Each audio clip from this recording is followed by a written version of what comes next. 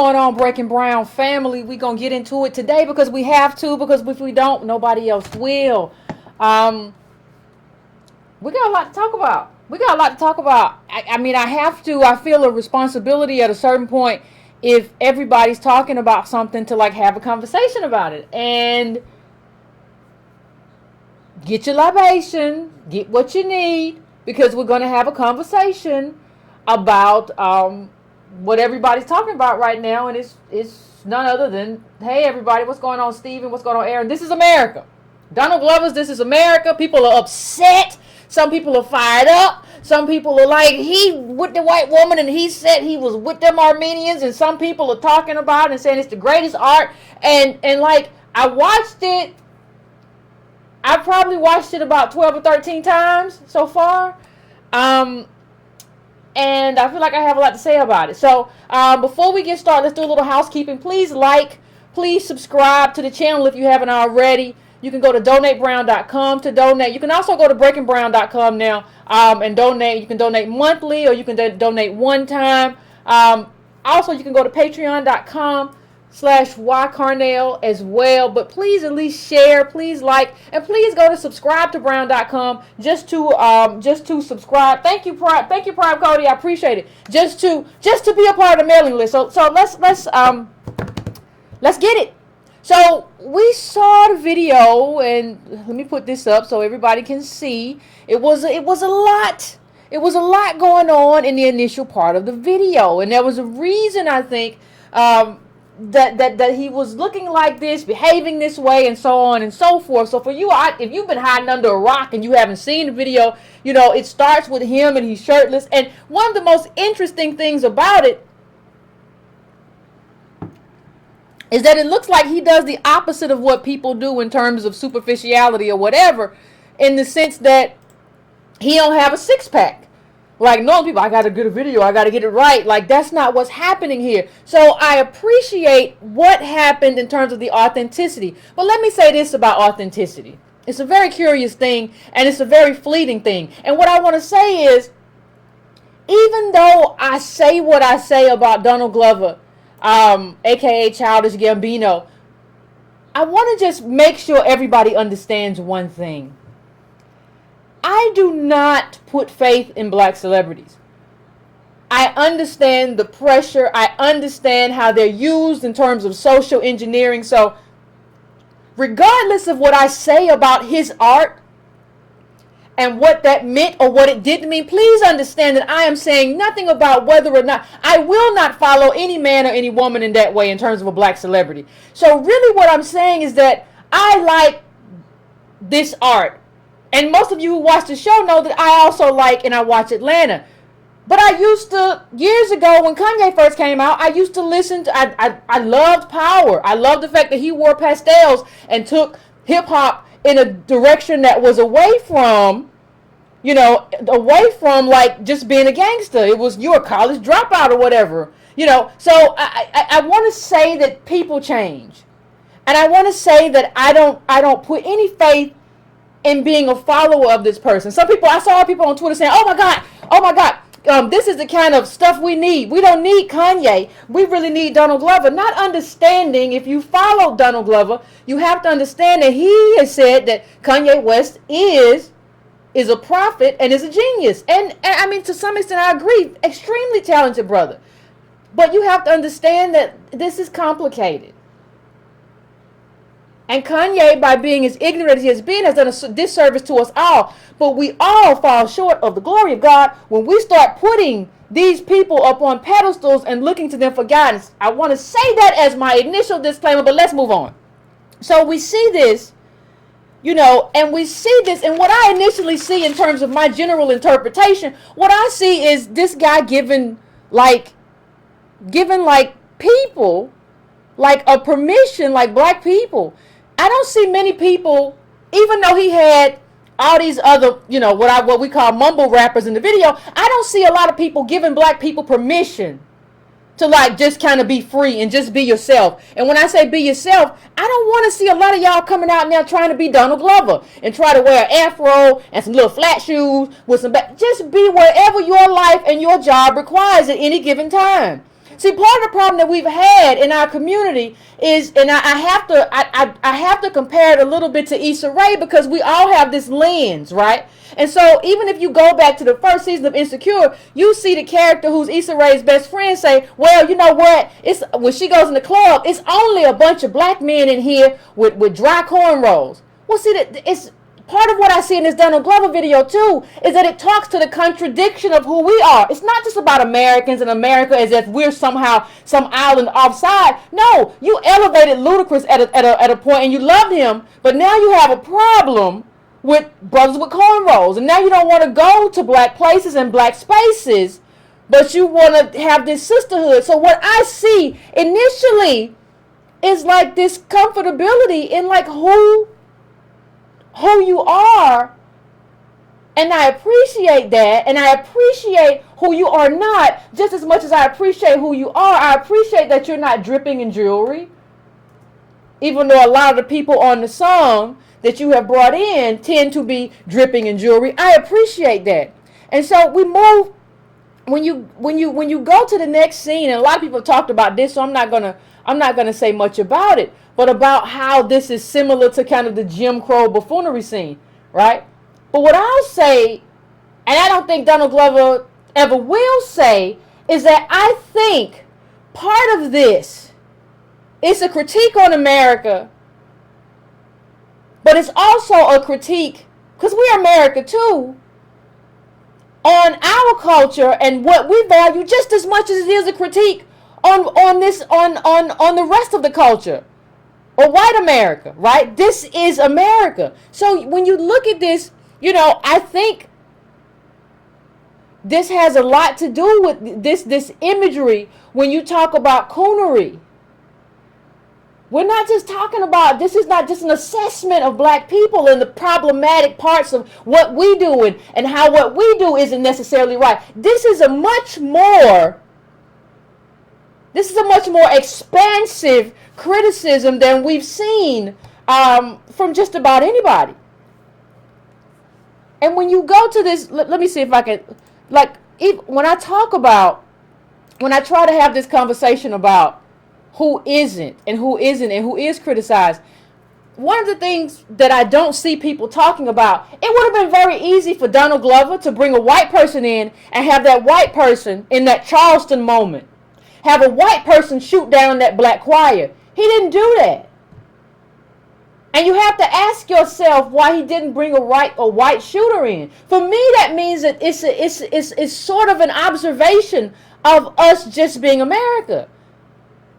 Whether or not you like it or not, this is America, and America will have you dancing and singing one moment and will shoot you down the next moment and not have a thought about it. America will enjoy you one moment and enjoy your entertainment one moment and not have a second thought about it.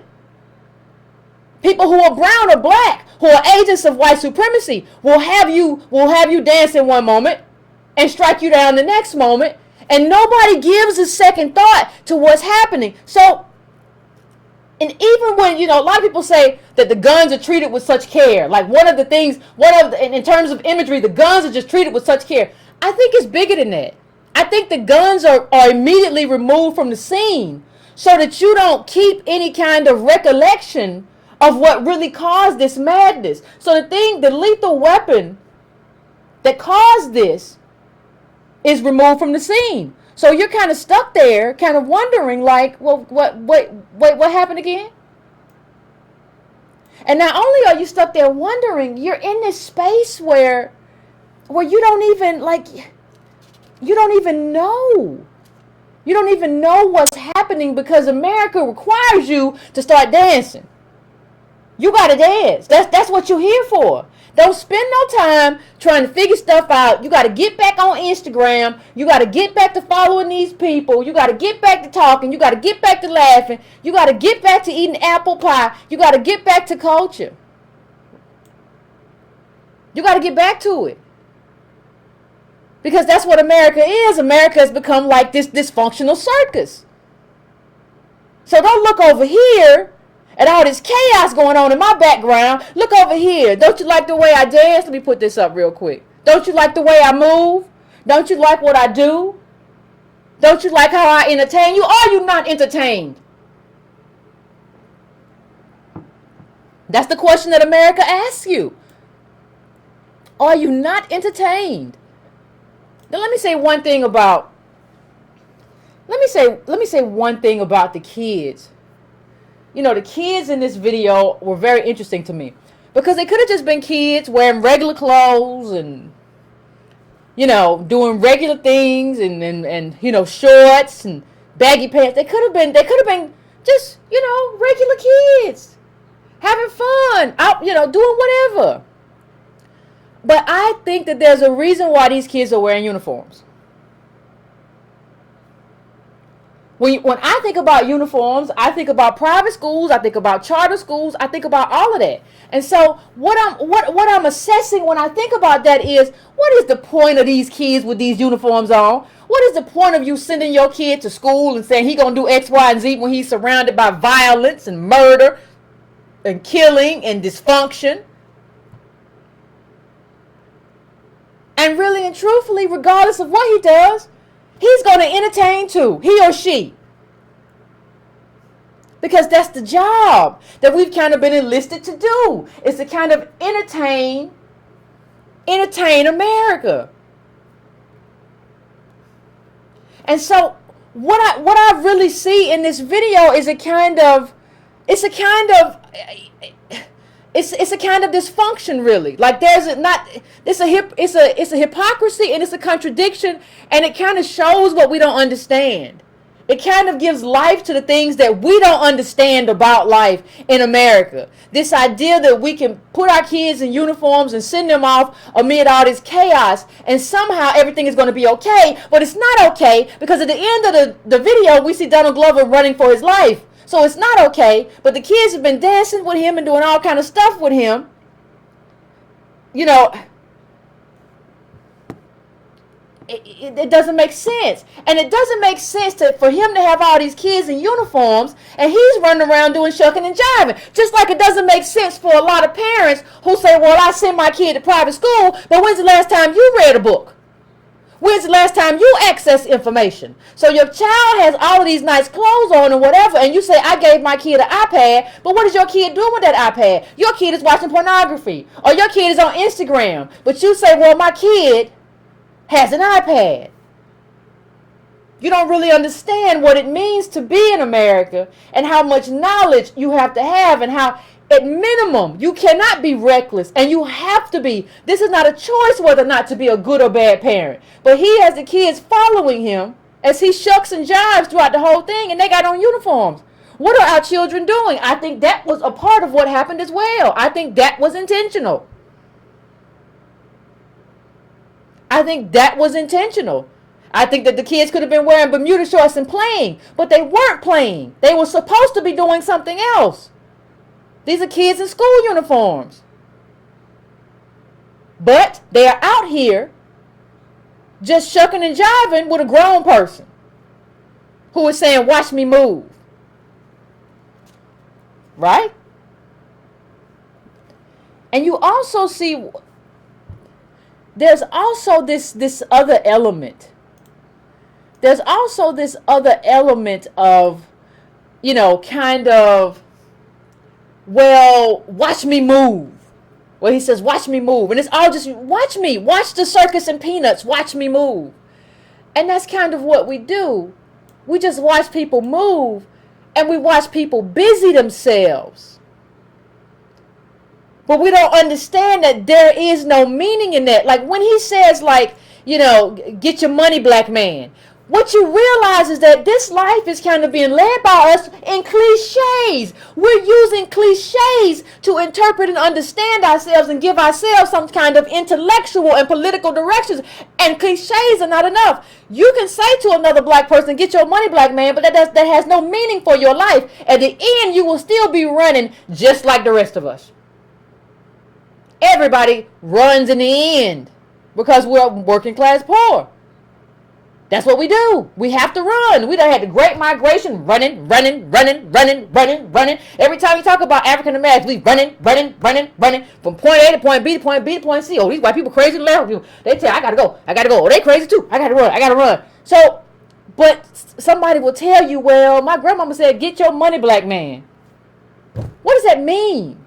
And the fact that we don't even require some kind of specificity. We don't even require some kind of real plan. Get your money, black man is a cliche. It doesn't really mean anything. How are you supposed to get it? And then when you get it by doing something illegal, he said, I don't know why he did that. Ain't nobody tell him to do that. That's illegal. He must be crazy. No, you just said get your money, black man. You didn't say how. It's an American problem.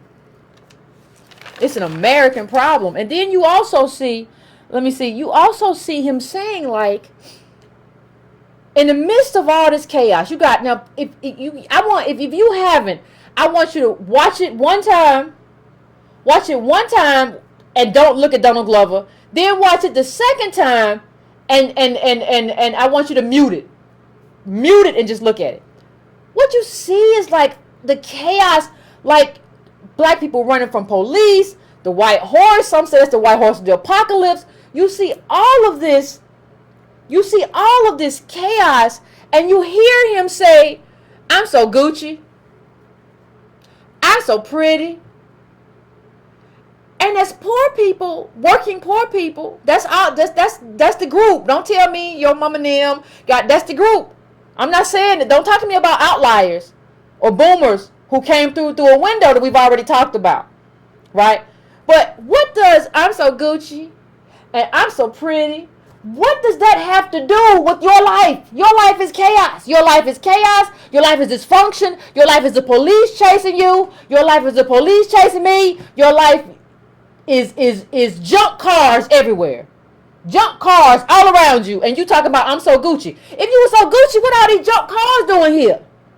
If you really that Gucci, what is all this poverty? Do you understand that, like, all the cars in that video were like a 1997 Sentra or something, or older than that? I saw a Tornado. I think I saw maybe an Eldorado. Old cars.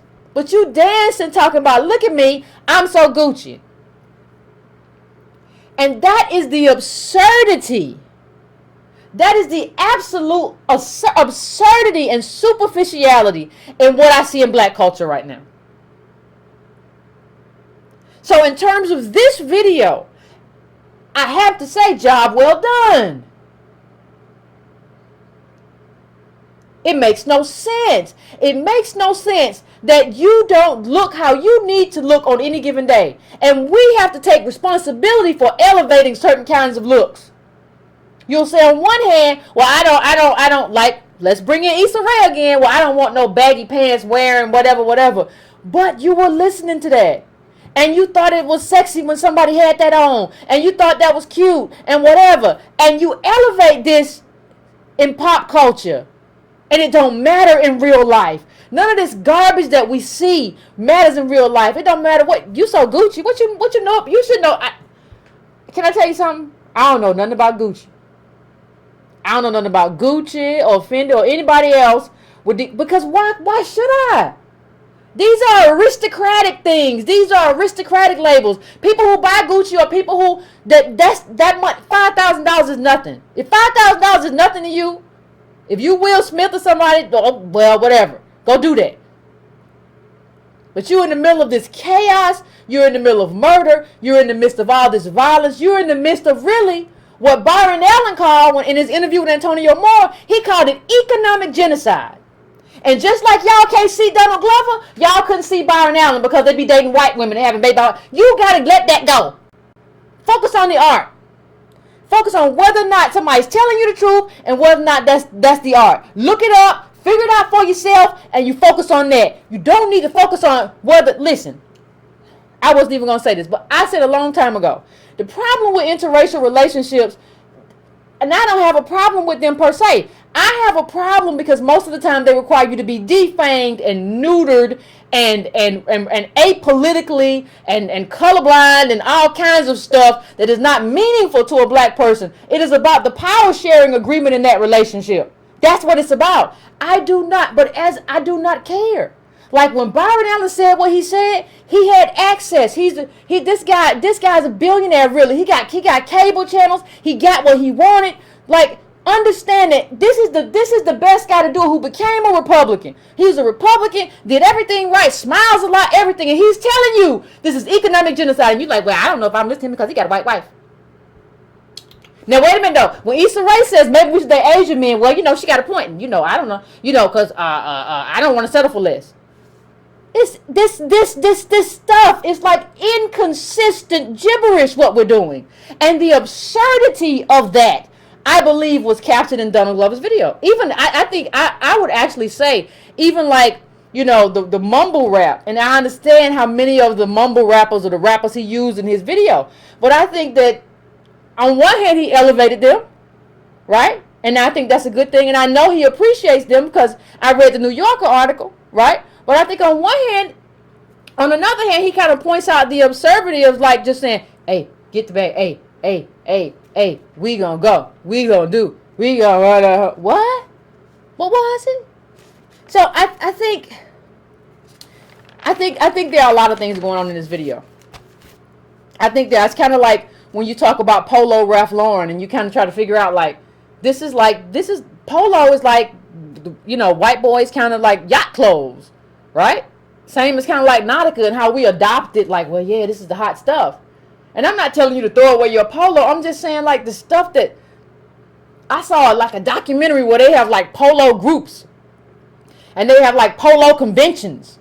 And you have to ask yourself about the absurdity of that. And you have to really kind of ask yourself whether, as a group, whether we've just kind of lost our minds.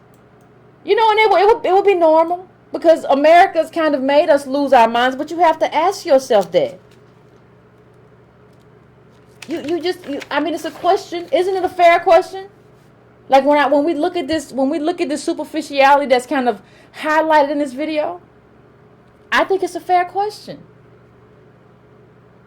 And I don't know that anyone has an answer for that. And one of the things that you see too that I don't think anybody has kind of pointed out, and should and deserves to be pointed out, right? One of the things that, in addition to the I'm so pretty and the and all this other stuff, I don't know if anybody understands the importance of.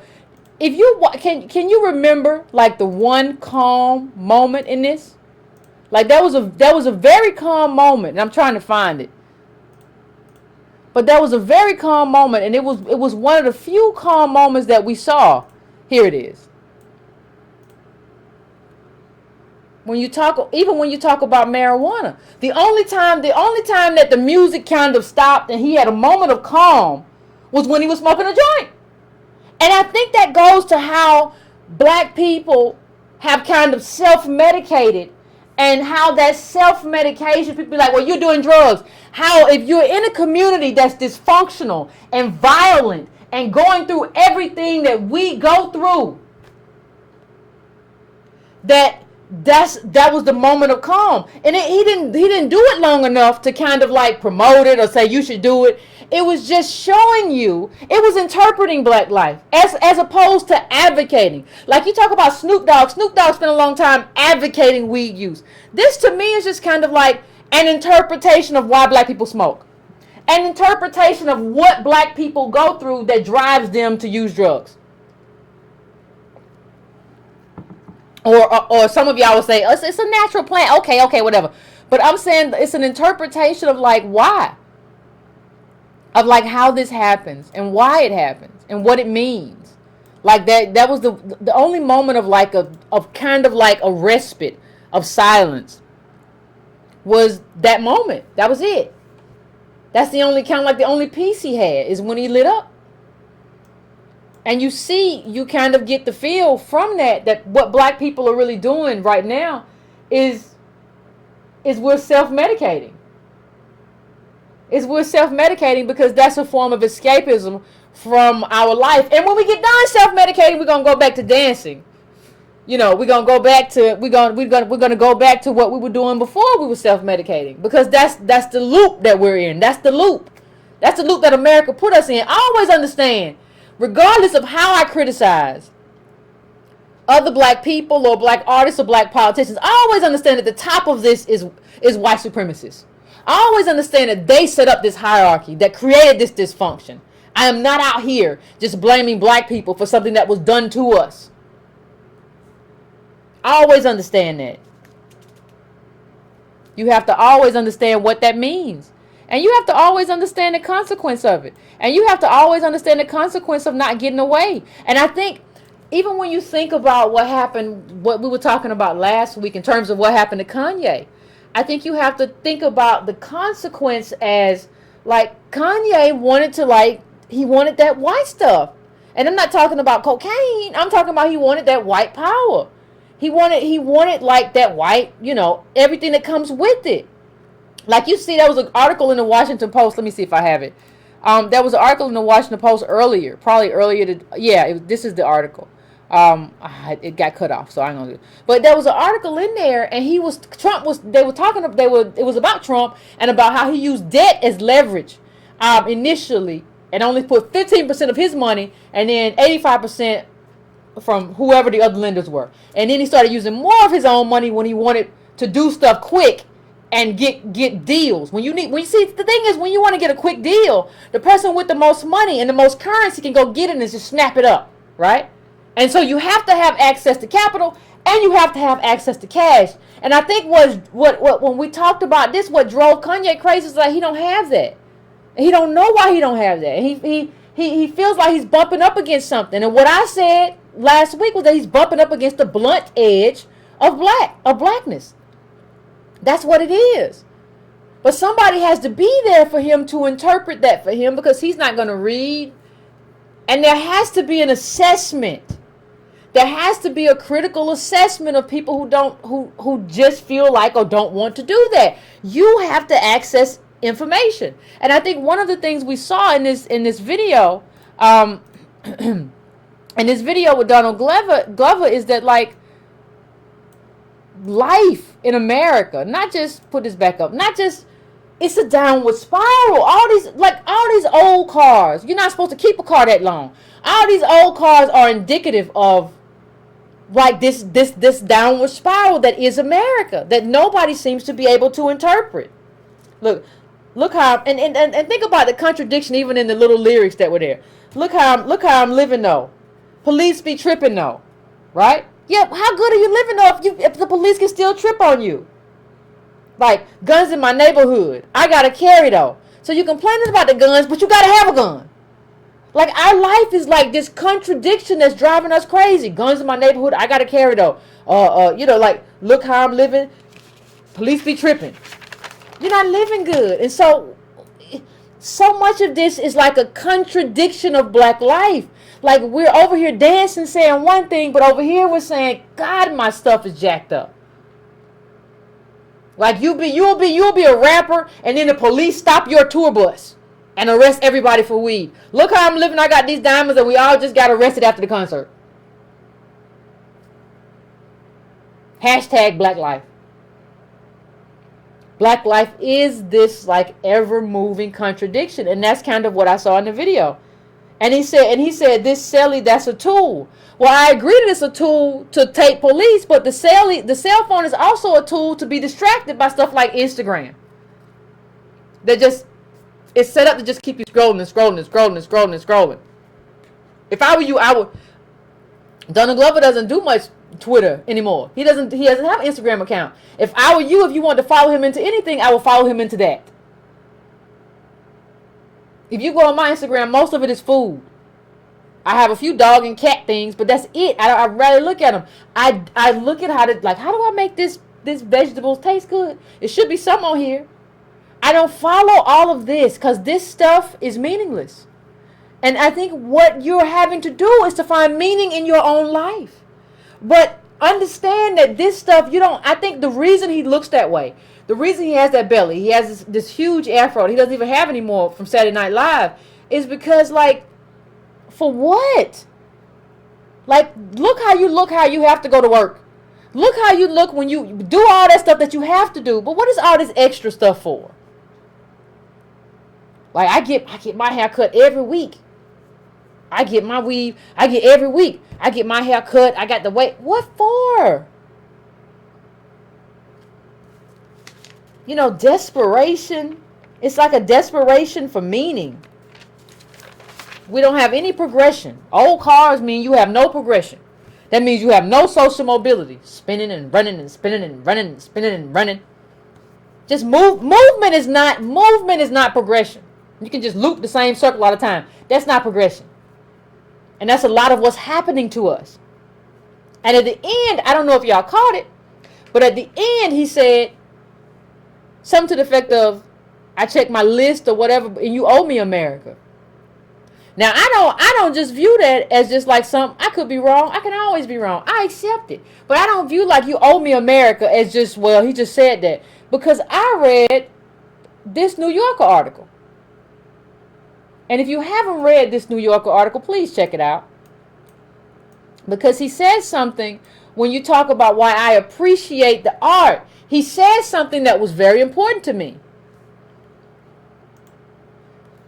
I hear all these people talk about all these other artists, and we're going to talk a little bit about Issa Rae and their backgrounds, because I just want to juxtapose this for everybody.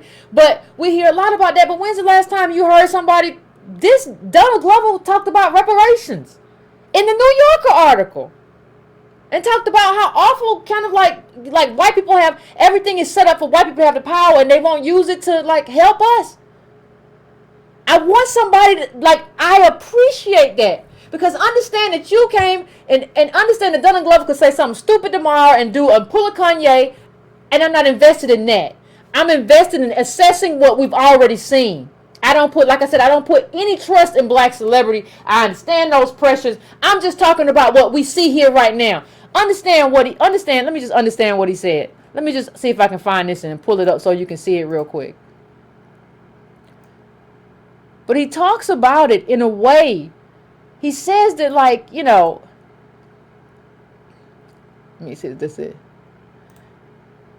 He says if I gave a dog an iPhone, it couldn't use it because a dog doesn't have an opposable thumb. That's true of everything made for white people. I can say there's a problem. You can all laugh about it, but it has to be. Hold on, let me get it so where it's not cut off for you. Okay, well, but it has to be your group, or it has to be a group of you guys who change it, because it was made by you. In a weird way, he says, I feel bad for white people. You guys put yourselves in the adult position, but you refuse to see it. You're so lazy. Paying reparations is realistic, but you just don't want to do it. So you don't let yourself see how things are. So yeah, I can't help you anymore. I appreciate that. That's what I appreciate. I appreciate that. I appreciate any artist who's willing to go to New York and say, listen, y'all on some bullshit for not supporting reparations, and you know it, and you have all the power. Because he knows that the reason he got put on was because he got chose by Tina Fey, and he knows that the reason he got put on is because of you remember they said there was a thing about him being free because there was a diversity hire. Now, I'm not in favor of diversity hires. I'm in favor of native black hires, right? So you have to look at the process that he came on to. And what he's saying is that you all refuse to do what's right. I don't know what Donald Glover does tomorrow, but I know what he's done up until now is the right thing. What he said right there was the right thing to say. Also, in that same interview, he said, and I've mentioned this before, and contrast that to Issa Rae. If you don't get it, go look up that Issa Rae article in Cosmo, where she says she doesn't want to talk about race anymore, and she feels burdened by race, and she feels like people keep talking to her too much about race, and it makes her tired. You can talk all day to me about dating black, but I need you to say that to the New Yorker. I need you to tell the New Yorker that. I don't need you to tell me how you feel burdened by race and you get tired of talking about race and it bothers you to talk about race. I don't need you to tell me that. And when you watch Insecure, I don't need you to interpret race by like, oh my God, there are white people having all these white people meetings behind my back. Race is a structural problem. That's why insecure is a problem to me, because it doesn't fully interpret and understand that. And part of that has to do with the fact that Donald Glover and Issa Rae come from two different worlds. Stone Mountain is up the street from me. It's mostly black. Potomac, Maryland. This is what Potomac, Maryland looks like. These are two very different places. And I don't think anybody really, I mean, what is they doing? Like, what is this? This is Potomac, Maryland. This is where Issa Rae is from. And I'm not trying to be mean. I'm just trying to draw a contrast. Because you have to, if you talk about what happened with Kanye and what happened with everybody, part of the problem is that we don't start assessing people early. Assess them early and critically. They can take it, and if they can't take it, get out the kitchen. Y'all don't have no problem assessing me and Antonio and everybody else in the comments. Assess them. And even though like Donald Glover was around a lot of white people because of his classes and all that stuff, like he had a brother who even wasn't like him and wasn't built like him. He's understanding stuff also through that lens. This is important. This is so important. Potomac is 75% white, 5% black. $6 million homes in Potomac. Potomac, Maryland. That's where Issa Rae is from. So when I look at that show, I have to understand why she can't interpret black life. Middle family, probably about 1,400. Used to be 1,700, probably about 1,400 now for the middle black family in terms of our worth wealth. That's what we are. How can she interpret that for you? And some of you tell me all the time, like, well, Yvette, you know, I looked this up because, you know, I was thinking about this. And she, you know, I was thinking about this. She lived there until the 6th grade, Issa Rae, Potomac, Maryland. And I was trying to figure out something for myself. I was like, because people keep talking to me about, well, they're all poor. Right? Issa Rae is poor, and Donald Glover's poor, and Issa Rae in the series Insecure, she talks about how poor she is. Except, you know, I watched the series, and like, no, you out for brunch and mimosas. That's not the story I need to tell or hear to interpret black life, because we're at a crucial position. I don't need you to be talking about how you work at a nonprofit and what, you know, and the black kids are misbehaved and we're going to take them to the beach. You don't understand. What we do is not just what, you don't understand that what racism, you don't understand race in America. Race in America is not about white people working behind your back. And these white people be having white means behind my back. No, this is about, it's a systemic, it's a structural problem. That's what we're dealing with. And that's kind of what Atlanta speaks to. Understand something. And let me see if this, understand and contrast what I just said about brunch and Issa Rae and her best friend and pedicures and manicures to like this from the first season of Atlanta. And Donald Glover said, you know, he told Darius, who was trying to get him to raise pit bulls, and we just gonna make some money off these pit bulls. Sounds a lot like buying like one share of Nike stock, don't it? And he says, I don't have time for effing investment. Poor people don't get time because they're too busy trying not to be poor. So you don't have time to scale and invest when you're trying to eat. I need that kind of interpretation, because you're speaking to the world. You're not just speaking to black people. You're speaking to everybody. I need you to interpret this stuff right. So what I appreciate the interpretation, but the interpretation might come from what Donald Glover grew up. Because understand what I just showed you. I just showed you all these little, it was some strange, like, see all these little strange white people in Potomac, Maryland who are doing some strange, like, and here they go again doing strange white people things. And they have a Potomac Day where it looks like white people in bands do things. Now understand that that's where Issa Rae grew up. Till at least 6th grade and back and forth. Now understand that this was kind of where Donald Glover grew up, regardless of who he's dating and how he's doing it. This is Stone Mountain, Georgia. Right? These are two different places. And what I see are two different interpretations on the screen, not who you dating and Armenians or whatever. I see two different interpretations on the screen of black life. So while Issa Rae is kind of talking about like doing mimosas and stuff, which is really like, it's sort of almost like some Sex in the City stuff, right? It's just almost like you paint the characters black. And there's a presumption too, like people say, well, you know, they're all poor. No, there's a presumption that Issa Rae and her other friend is already doing well. There's a presumption that these people are going to be okay. They doing fine. Everybody come out of school, they might have a little poverty or whatever. You got white shows that are the same way. The person's doing okay. But the presumption is that they're going to be okay. I want you to compare this, though, to like Earn in the series Atlanta, who's like living in a storage unit. And he's living there because his parents have basically decided that he's a loser. And he don't have nowhere to stay. And then his friend brought in somebody else to live there. You know, everybody else got to live there. You know, he brought in an ex-con before he brought in his cousin or whatever, even though he's protected his cousin. So it's a complex thing. But this ain't the same kind of poverty. Not being able to have mimosas on Sunday is not the same thing as having to live in a storage unit because your parents have basically designated you boomers, because he's better off than Darius and Alfred because they, you know, they don't really look like they're connected to boomers. But Earn is, and the boomers that he's connected to have basically decided to kind of, so far, that he's trash. He's trash. Like, you can't even come in the house. They wouldn't even let him come in the house. Humiliating him about an extra long turd in the toilet. Who among us has not forgotten to flush? Right? But that's something like if you Earn, that's something that you get humiliated for. And so it has to be, it's an interpretation. Like, you got this whole thing.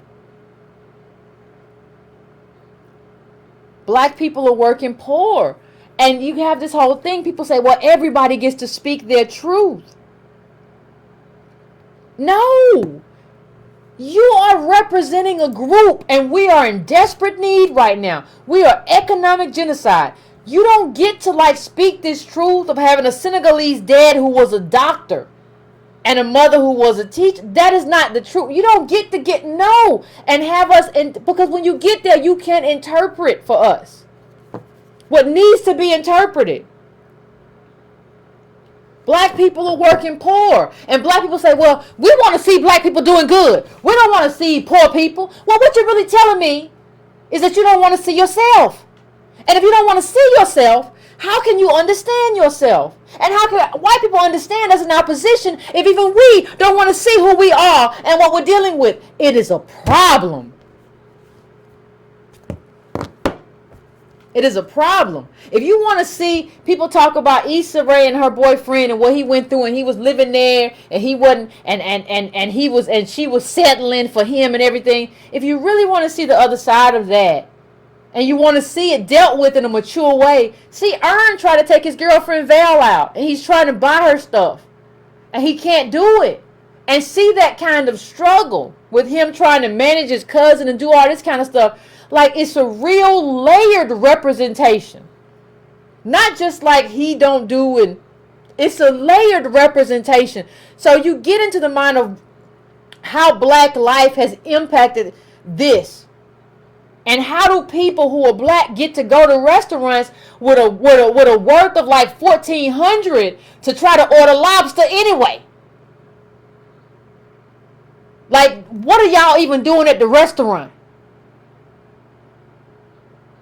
None of this makes sense. None of what we're doing in terms of how we interact makes sense. Even the superficiality of our relationships makes sense. You see Issa Rae, especially first season, talking more to her girlfriend than she talks to the man that she's with. There's a superficiality to our relationships, and y'all are talking about men and stuff. You are not talking about stuff that is meaningful to our lives as human beings. You're not talking a lot about politics. These are all problems in terms of life and our relationships with each other in terms of black people. I don't want to talk about no mimosa. I don't want to talk about no manicure. I don't want to talk about no pedicure. I don't want to talk about, and I'm tired of y'all being hypocrites. Let's not be hypocritical. You can take a stand however you want to take a stand, and we can have a conversation. But the girl in Insecure, in one moment, if you go all the way back, now that's season 2. Season 1, if you go all the way back, she's the Arab guy that she was dating, said he didn't want a relationship. And she was annoyed. But then she gets jealous and says, when her coworker who's Asian gets engaged with this black guy, and she's like, they always wifing the other people. Well, you would have let that Arab wife you too if he had come through. There is everything that we're doing is so inconsistent. And what I need is I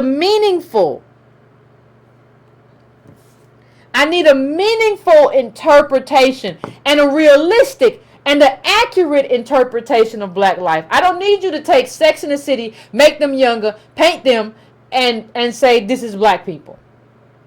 Or give me a superficial interpretation of racism. I don't need that. How many? If you watch Atlanta, you remember the FUBU episode last week when when people trying to decide whose FUBU was fake. And you remember, the little Earn talked to this white guy, and he was like, I don't know what the big deal is. I don't wore this shirt twice in 1 week. Understand that Issa Rae, to me, is still what little Earn was. At, whatever age he was in. Right? Trying to, figure stuff out. I can't have you... you're almost 30 and you said, I want a strong man. Well, no, you still in the mirror rapping to yourself before you go out. I'm a bad bitch. Okay, not in the sound. No, that's not grown. So you're going to get somebody who's not grown. You grown, you just securing yourself. I can walk out. I can walk out the house in my Adidas flip-flops and Argyle socks and I feel fine. I don't understand. This anchored in this insecure stuff. It's a problem for a grown woman or a grown man. It's a problem. Not being able to interpret black life is a problem.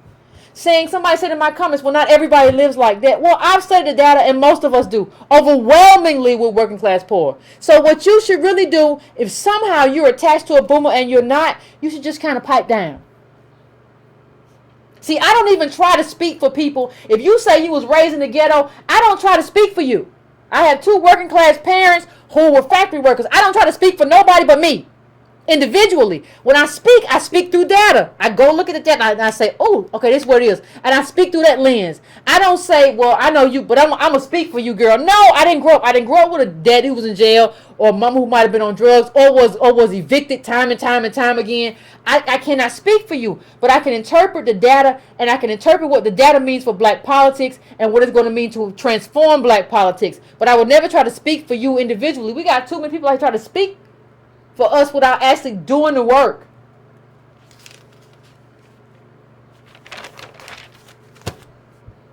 It is what it is.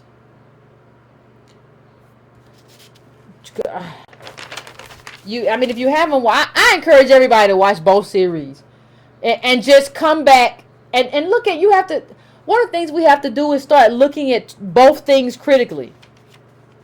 And we have to look at the consequence of being from a white place and a black place. Those things have consequences. I think when I talked about Earn the episode, I think Earn was probably in middle school. So he was probably 13. When they were trying to figure out the FUBU and who was real and who was false. Go look at it. Go look at Atlanta, Series 1, Series 2, and go look at Insecure. And one of those is trying to interpret black life. And I don't care. People are like, well, Yvette, they're friends. Well, Ryan Coogler's friends with Donald Glover, too. And y'all know how I felt about Black Panther. I don't care who's friends and who's going out together, who's having dinner together. That doesn't really matter to me. It's a small world. I'm sure they do. I'm just trying to tell you to start looking at this through a critical lens. I don't know what else to say about it. And when you can't follow black celebrity. There was one thing that was There was one other thing in the Donald Glover interview that was very interesting when he talked about the rapper TK. He said, even though he said TK was 16 and on the run for murder when he made this song. It's a real Jesse James story. And he pulled up the TK phone. He pulled up the phone and he said, look at this kid. He's a baby. He never had a chance. Y'all are forgetting what rap is. Rap is, I don't care what you think in society, wagging your finger at me for calling women the B word, when for you to have 2 cars, I have to live in the projects. When for you to have 2 cars, I have to live in the projects. What he's saying in that instance, what he's saying is that he understands that white success is based on black failure. He's saying that, listen, how do you get to come and judge anybody for calling somebody the B word when you don't understand? You don't understand yourself. What's happening? You don't understand that for you to live that good life, I have to live this garbage life. So you don't get to come in here and criticize me on anything. That's what rap is and is supposed to be. That is the kind of interpretation I need. Because that understands what good white life is predicated on. It's not something you built. You ain't that smart. You ain't that special. You didn't build that. But all the garbage is put into our communities. All the garbage is put into our neighborhoods. And so we deal with it. And I need somebody who interprets us. I need somebody who understands us enough to interpret who we are and where we come from. That's what I need. I don't even care if you were in gifted classes with all white people. Can you interpret this for me? Can you interpret this for me? Like when I watch Insecure, I think like, God, these people aren't layered. They're not complex characters. I could have done a whole lot more with them. And I ain't even a writer like that. Like, what are you doing? What are you doing? These people gave you this platform. And see, what we have done as black people, we're so into the black aesthetic. So they can play a Kendrick Lamar video, right? And they can show us LA, and they can show us all these, they can show us attractive black people in nice clothes and nice suits that we can't afford. And all of this stuff, and we say, oh yeah, that's positive, that's good stuff. I don't want to see that. I want to see an accurate interpretation of black life. And I want to see our needs, and I don't want to see who we are, and I want to see what we have to have in terms of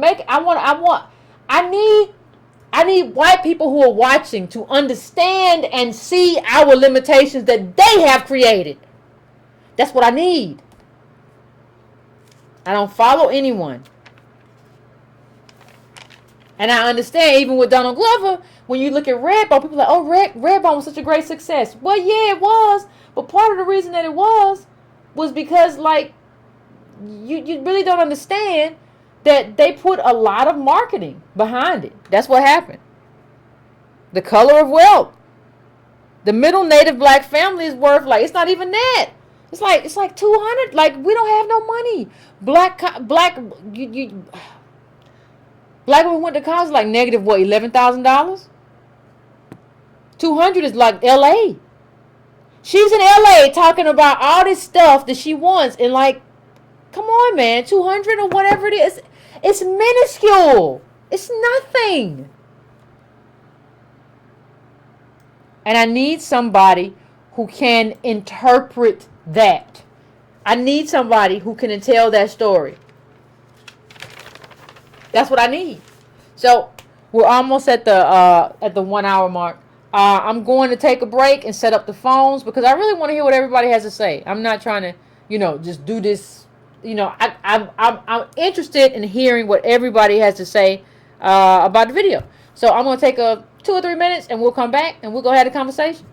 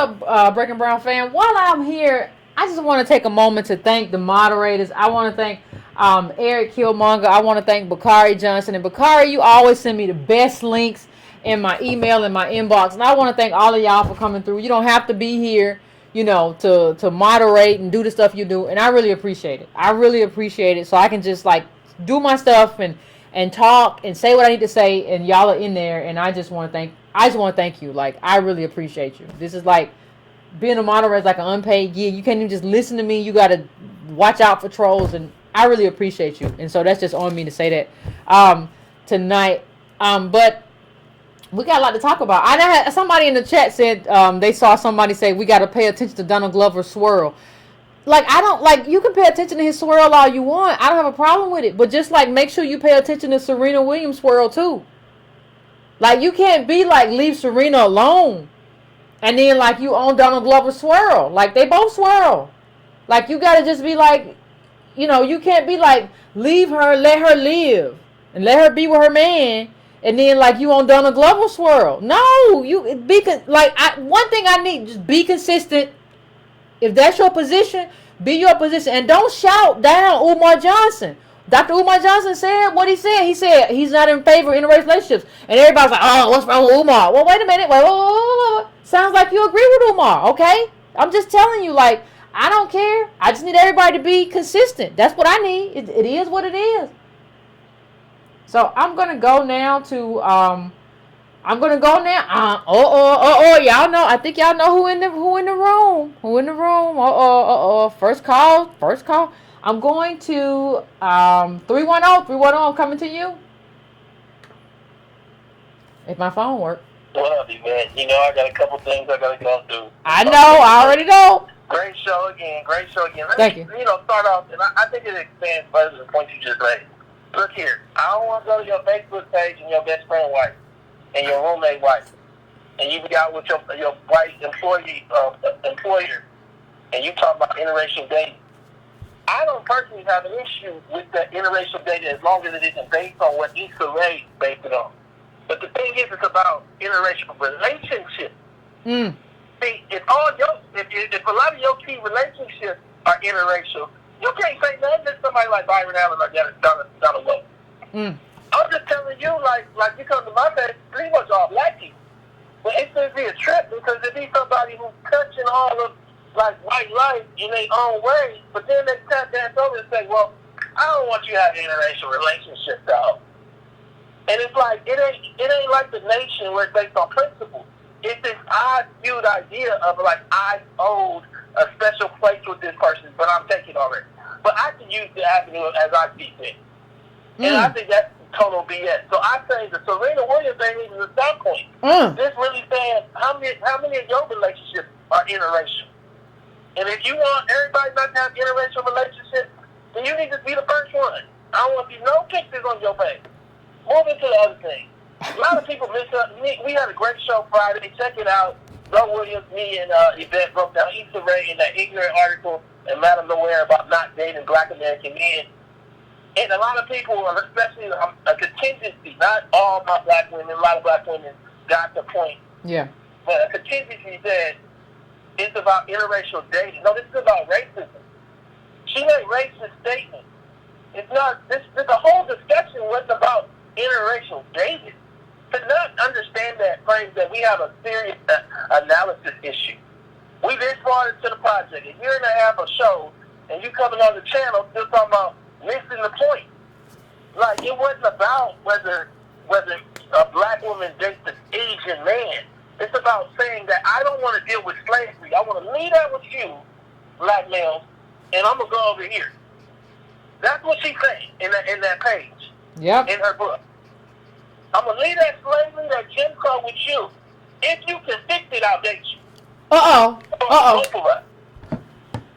if you can't fix it, I'm gonna just find me an Asian. With no idea what kind of Asian or why. It isn't like I've been to China, stayed there for 2 years, and I really like the way that they do this certain thing. I don't even care about his religion. Hold up. I don't even care about his religion. In fact, in the Madame Noel article, the girl went as far as criticizing blacks for being Christian. Wow. With African American men is they were too Christian. Too Christian? That was one of her points. I don't be going to church on every Sunday. I need religious openness. So what I start to see is there's this odd view of failure. And I think part of it, and I shared this with you before, and that I'm going to share with the audience. Follow me. I go to too many of y'all pages and you got selfies in your car and in your bathroom, and your car and in your bathroom, and your car and in your bathroom. I don't think you know what that does to yourself and your ability to see everybody else. See, pictures used to be a way to capture moments. Mirrors were a way to see yourself. We started using pictures as mirrors. When we started using pictures as mirrors, we forgot that there's other people in the picture. Follow me.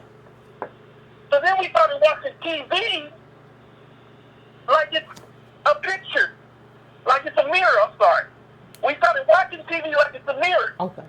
TV is supposed to be a picture with other people's stories. What Donald Glover showing us is a picture. Okay. What Issa Rae is showing us is a mirror. It's a selfie. It's a personal, like, egotistical display of black life that's missing everybody else's story. We don't see the Senegalese dad. We don't see the grandparents. No. We just found out in the study the most instrumental character in part of American millennials' life is their grandparents in terms of wealth. So we don't get none of those. All we got to hear about is these relationships, this 20-something-year-old idea of like what matters in life. And that means your relationship and your date. That is an infantile view of the world, and it's a world that black people don't have the luxury to deal in. I'm just saying, we get to the point where I don't think you know, if you look at your page and you got 25 pictures of yourself in your car, and 25 pictures of yourself in the bathroom, and 25 pictures of yourself at some theme park, and you didn't care that other people didn't want to be in your picture, you use the pictures as mirrors, and that's how you see TV. Now, I think that in a lot of ways, we're not being clear what we're saying when we say black men are not good mates. And I kind of wanted to hit these last few points. Okay. We said we want you to carry, I don't know if you have that image that I asked you to pull up, if you could. We're saying I want you to carry the incarceration. I want you to carry the wealth law. I want you to carry the slavery. This one? And we're going to hide it all. What'd you say? I said this one, or the other one? Or the incarceration one? Okay. All right. No, pull up the incarceration one. Okay, hold on. And we're going to hide it all by the fact that when it all comes to pass, we're going to hang it on the fact that you aren't able to achieve or pay for a date or be a suitable suitor. Who can be a suitable suitor when they go to jail at that kind of rate versus the comparison? I'm not, and actually the drop is down, black women are at 100 per 100,000 now. I don't want more black women to go to jail, though. But I'm just saying that these black men are carrying the failure. The failure that's built into the society. Now, I don't know if you understand that Donald Glover's show is capturing what life leads to that, to him going to jail. Issa Rae's show is failing to show you how they play a role in that, too. Yeah. It's talking about mimosas and personal ego. Over and over and over again. But that's what you get when you from Potomac. That's what you get when you from a place that's 75% white to you in the 6th grade. 6th grade. It's a lot of white people. It's a trip because even when you got a black girl, she got a daddy that's in and out of jail for that matter, just trying to work or whatever, she still be an African American. Here you got a girl that came from the Senegal, so her reflection of men was through the Senegalese interpretation of men. But now she's coming our story. And it's problematic because I think where we're at now is we're not being honest about, like, look, in the black community, a lot of black people have mothers and fathers that weren't the greatest because they didn't know how to be the greatest. Mothers and fathers. Yeah. But we ain't making shows about it. We just kind of keep that to the cup. And, like, I'm not going to write a show about my bad mama. She was trying, she didn't know how, she made mistakes. We're not doing that in our dating no more, though. Yeah. We hold black men to the standard like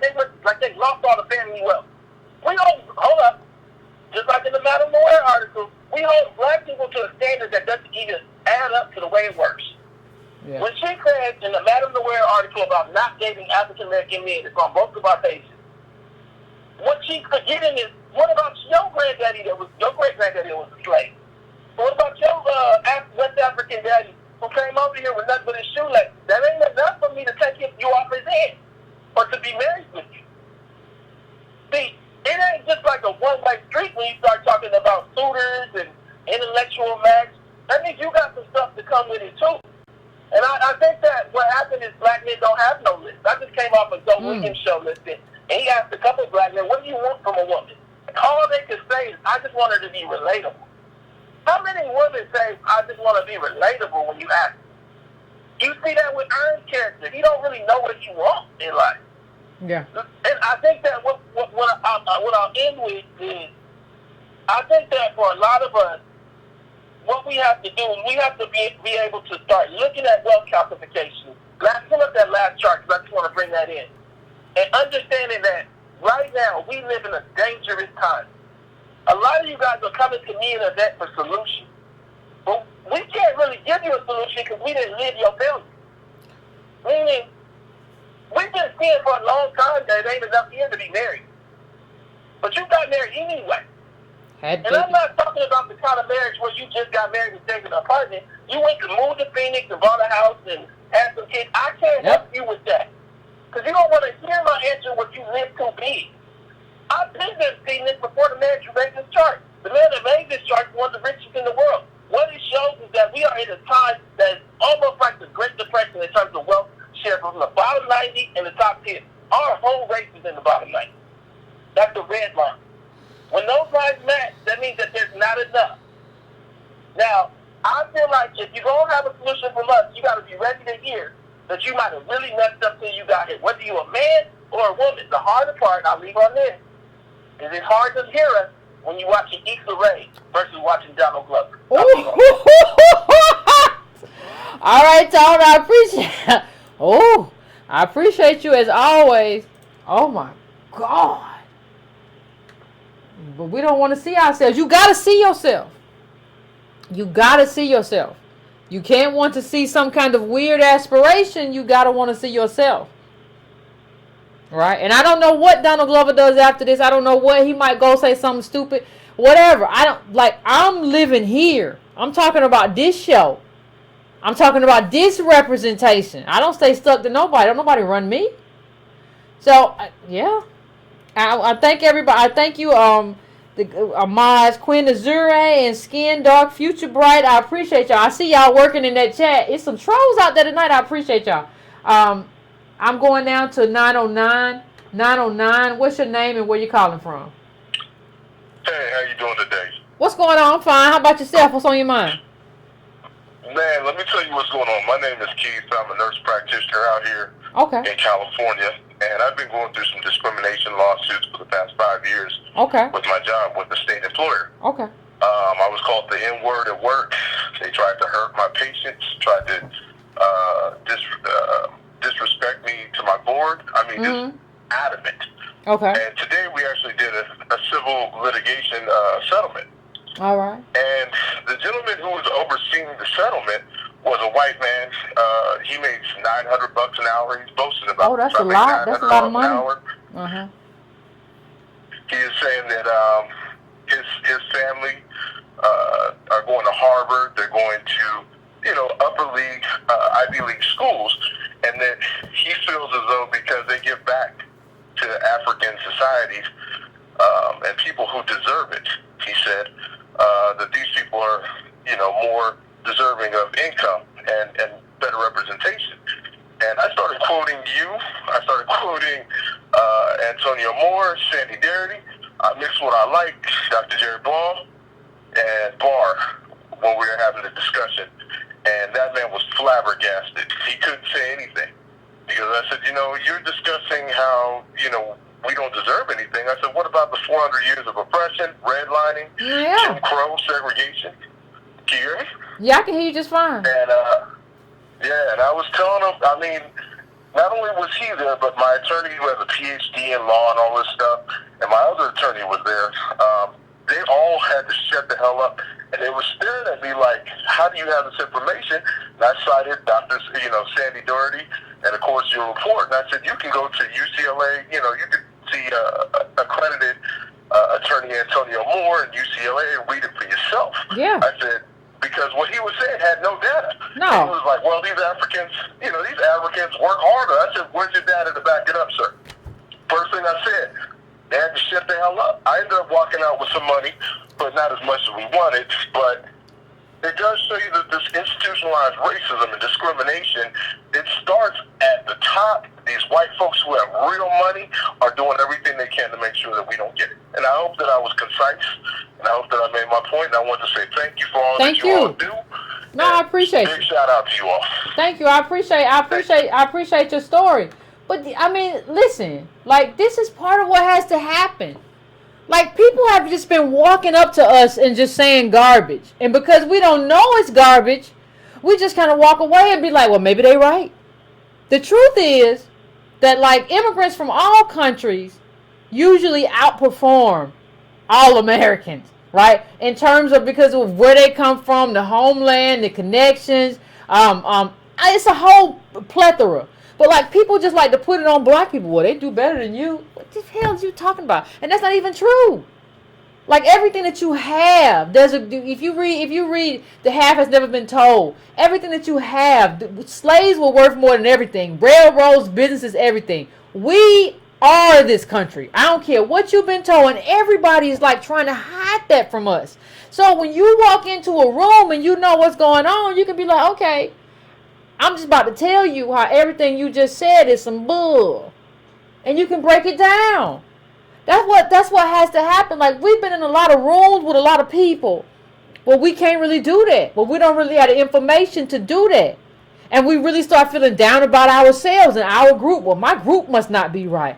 African Americans, we really got a lot to do. No, we did a lot already, and we just got robbed of it. Like, somebody was telling, I put on Twitter, I retweeted, somebody was talking about, like, basically, like, you hear all these do-for-selfers say, we just got to do for self and do our own thing.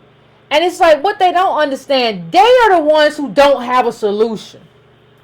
Because what you see is that throughout history, black people, native black people, have always done for self.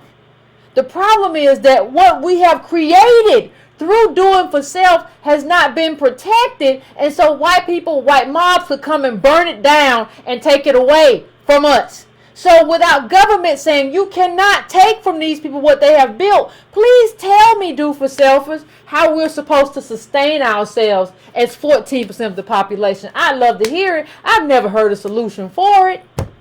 Love to hear it. I'm going to 240 now. 240. What is your name and where you calling from? How you doing, Sister Yvette? This is Roz from the DMV. Hey, Roz, I'm doing all right. How about yourself? What's on your mind? Lady, you hitting on all cylinders tonight, and I appreciate you. And the caller that called in before me, that was a powerful, powerful testament to how we have to read these reports. We have to do our research. We have to read color of law. We have to do our part. We can't just sit back and look at black entertainers and figure it out from what they're doing. So I wanted to call in and a couple things. We're talking about Potomac, Maryland. Potomac, Maryland is in Montgomery County, and that's the same county where the Obama-like politician that you had mentioned about a month ago or so, maybe a little bit longer, that's what county he's running in. All and right. they're trying to put him up to be the new Obama. I remember him, that dude, he was half African and half white, and they were trying to have him speak for black people. You're talking about him, right? Yes, I am. And that's the wealthy. Potomac, Maryland is a city, a township that's it's in Montgomery County, and the Kennedys live there. And they don't have, I have a friend of mine who's trying to be a teacher up there from Prince George's County, and she's saying, you're talking about black teachers, they really don't have black teachers teaching these black kids that are there. So what kind of information are you getting from a white teacher that's teaching black kids that are in that county? I mean, this is and that's not even Potomac, but like I said, Potomac is a city that has golf courses. They have the 3 million and $6 million and $15 million homes. Oh. And one of the things I saw, there was a short film that I had on my channel, and there was it was about a black woman in 1930s, and one of my social media contacts responded back like, yeah, it was produced nice, but I'm tired of seeing black people in subservient roles. And I'm like, okay, well, so that hits on exactly what you spoke about, where black people really trying to avoid seeing themselves. Well, right. It's like, okay, well, in the 1930s, what black person really was a captain of the industry unless they were underground in some kind of black mob in Harlem? You know, what kind of black person really was running things in the 1930s? Exactly. As far as the video, this is my last point. The weird, uncomfortable face that Donald Glover had made in the video, it was showing, I mean, it's like when it first starts off, he starts just dancing, and if you look at his face, it shows like this weird, uncomfortable insanity, and it's kind of depicted what before he shot and killed that guitarist, the musician. And he's dancing around, and the kids are actually mimicking his moves. So he goes and does something, and then they come behind him, and they're mimicking him, the artist. The old cars remind me of the old drug dealing movies like Paid in Full of the 90s, and how these were actual films made on actual people's lives in New York. I see a lot of the former drug dealers that's going around, and people are actually, man, we looked up to you because you was making millions, you was getting money back then. This is insanity. What were they doing to our community? And they were actually agents for the government to tear our people down. Well, some of them were, but let me just say this. I'm not defending drug dealers, but I'm just saying that like there's something that happens to a community when you take away their ability to make money, right? So you don't want to give them jobs. You don't want to give them the stuff that's going to let them feed their people, right? So like, so what happens is it like you take away their options, and then you throw crack in there, and you be like, you gonna do it or not? You gonna eat or not? You gonna survive or not? So I think I'm very, I'm very sympathetic to like what has happened to us. If you had made us full Americans, we wouldn't have need to be selling no kind of drug. We could have just been doing what white people do, but you wouldn't do that, America. Absolutely. And but I look at it too. I said, well, those old cars, we're dancing on old, I guess, money that, not old money, but money that people acquired from activities from the 80s and 90s that no longer exist. You don't have that kind of system set up, because what have they done with marijuana? They legalized it and put it in their own little shops, and you have to buy from there in order to, it's actually legal in a lot of states, so you have to go to these dispensaries. So that whole system that was illegal for black people back then is now legal today. So we really have to think, and it's deeper than just following Issa Rae or, following some entertainers. But I like the video from Donald Glover because it shows that insanity. It shows that, the dichotomy in how things really are versus how things appear to be. Yep, That's I agree. all I got to say. I agree, Carla. I agree. It shows that dichotomy, and it's almost like, I don't know a better way to describe it, but it's almost kind of schizophrenic, like how America is. Like it's and we like to see ourselves as set apart from America, but we're really not. Like we're kind of schizophrenic too. Like something happens and somebody gets shot, and we're just like, watch me move. But this is like, I don't want to watch you move. Just get shot over here. Like, but that's where we are. That's where we are, and it's a problem. And I think the last call just dropped a lot of gems about other observations of the Glover video that like we hadn't heard yet. So I appreciate it. I'm gonna go to 412. 412. What is your name and where you calling from? You there, 412? Yes, I'm here. Thank you so much for taking my call. No problem. What's going on? What's on your mind? Okay, the first thing that's on my mind is that I'm thankful that I still don't. Maybe I'm late, but I don't wait for anybody to tell me what to like or what not to like, because I saw the video on my own, and I was wondering, what it was for. And now I'm beginning to see a little bit more of what it looked like with the school children. The school children appear to be international. They didn't seem like I didn't think about that. Our Black American school children. Can you hear me? Is that right? Hello? Okay. And I saw the poverty that could have also come off in his aesthetic with not being clothed. So when it comes to America and the outside view of America, it may look like we're shucking and jiving and dancing and pretty, but every other second we have, these shots going on. So we ain't got no clothes on. I'm thinking about, like, why show this? Like, why is he doing this? Because I try to be as indifferent as possible. I try not to be very easily emotionally swayed at first. And so I tried to make some notes, and I can't believe I'm speaking to you. We have the same birthday, so you have to excuse me. But I wanted to know, when it comes to what we have to, when we watch these things, what we're ingesting. So we're ingesting these images right away. So I think about the images we're ingesting when we watch this video and what we're feeding ourselves. And Tony talks about how we are looking at the black mirror. We are looking at the media as mirrors, and how we see ourselves, which I thought was individualistic, but we don't really go for the do for self situation. Okay. So I wonder how we are viewing ourselves when it comes to the media and what we feed ourselves, and if we could feed ourselves with more of the knowledge that we're seeking to expand on others. Because many people wanted to be able to speak like the man who was the second caller. He was amazing. And so I think if we start our diet a little bit slimmer, then we'll be able to see ourselves more clearly when it's satire and when it's harmful. Because sometimes it is satire for the world, and sometimes it's harmful for us. Ooh, satire to the world, harmful for us. Thank you, caller. I appreciate you calling in. And you know what? You said something. The caller just said something that I had never thought of. When you look at the people in that video, like the kids, I'm talking about the kids. Let me see if I can find the clip with the kids.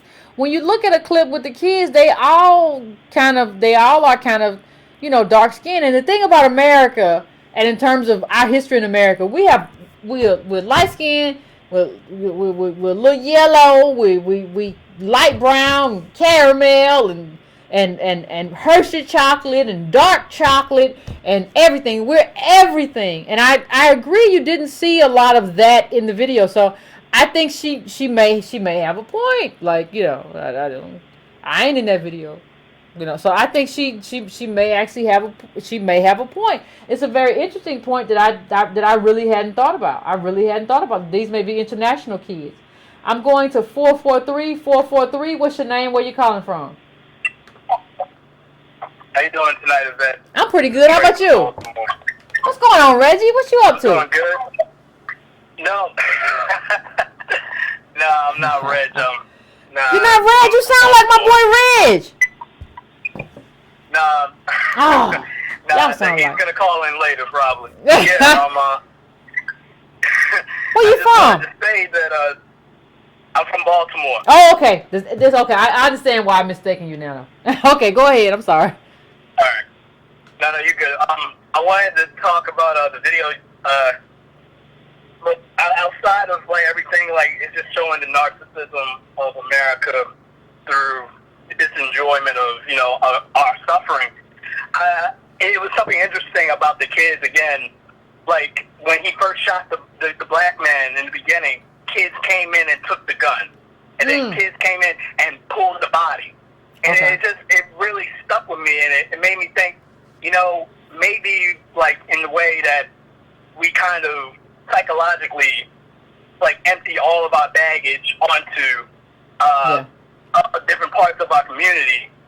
Generationally, we do it to our children, and it's just, if we doing in a way that it's almost like they're expected to do these things. Yeah. Like they're just supposed to acclimate immediately. And it really hit me like, oh man, like he used the same kids that were dancing too. It was just like, this is just all part of the show.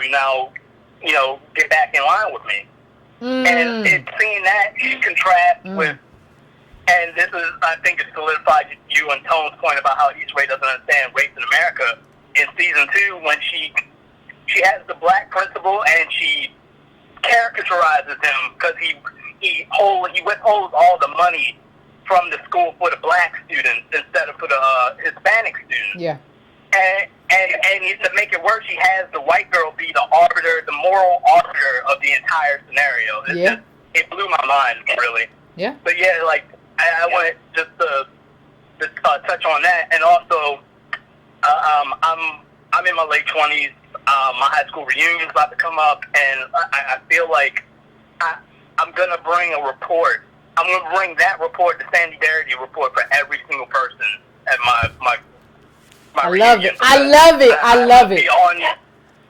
I'd be on my feed and I see some dastardly shit. Like I see some extreme and striver suicidal shit, and it's horrible out here. Like Baltimore is like a beast of its own. Like this is where redlining started, but like I see it in my classmates. Like it was this one chick I saw on her feed, and like she was talking about how like if her husband had made $100K, like if he didn't want to like do more, like she would have a problem with that. Like if he didn't want to make more, and it was like this ain't Empire. Like you should be thanking your lucky stars if someone has a net income of $100K, a net income. Like know that. Like you should be like, are you kidding me? And it's just like that really hit me close to home. It's like, man, we are woefully unprepared for how to fully contextualize for ourselves personally. Yeah, we don't have any idea. What's about to come. We don't have any idea. It keeps me up.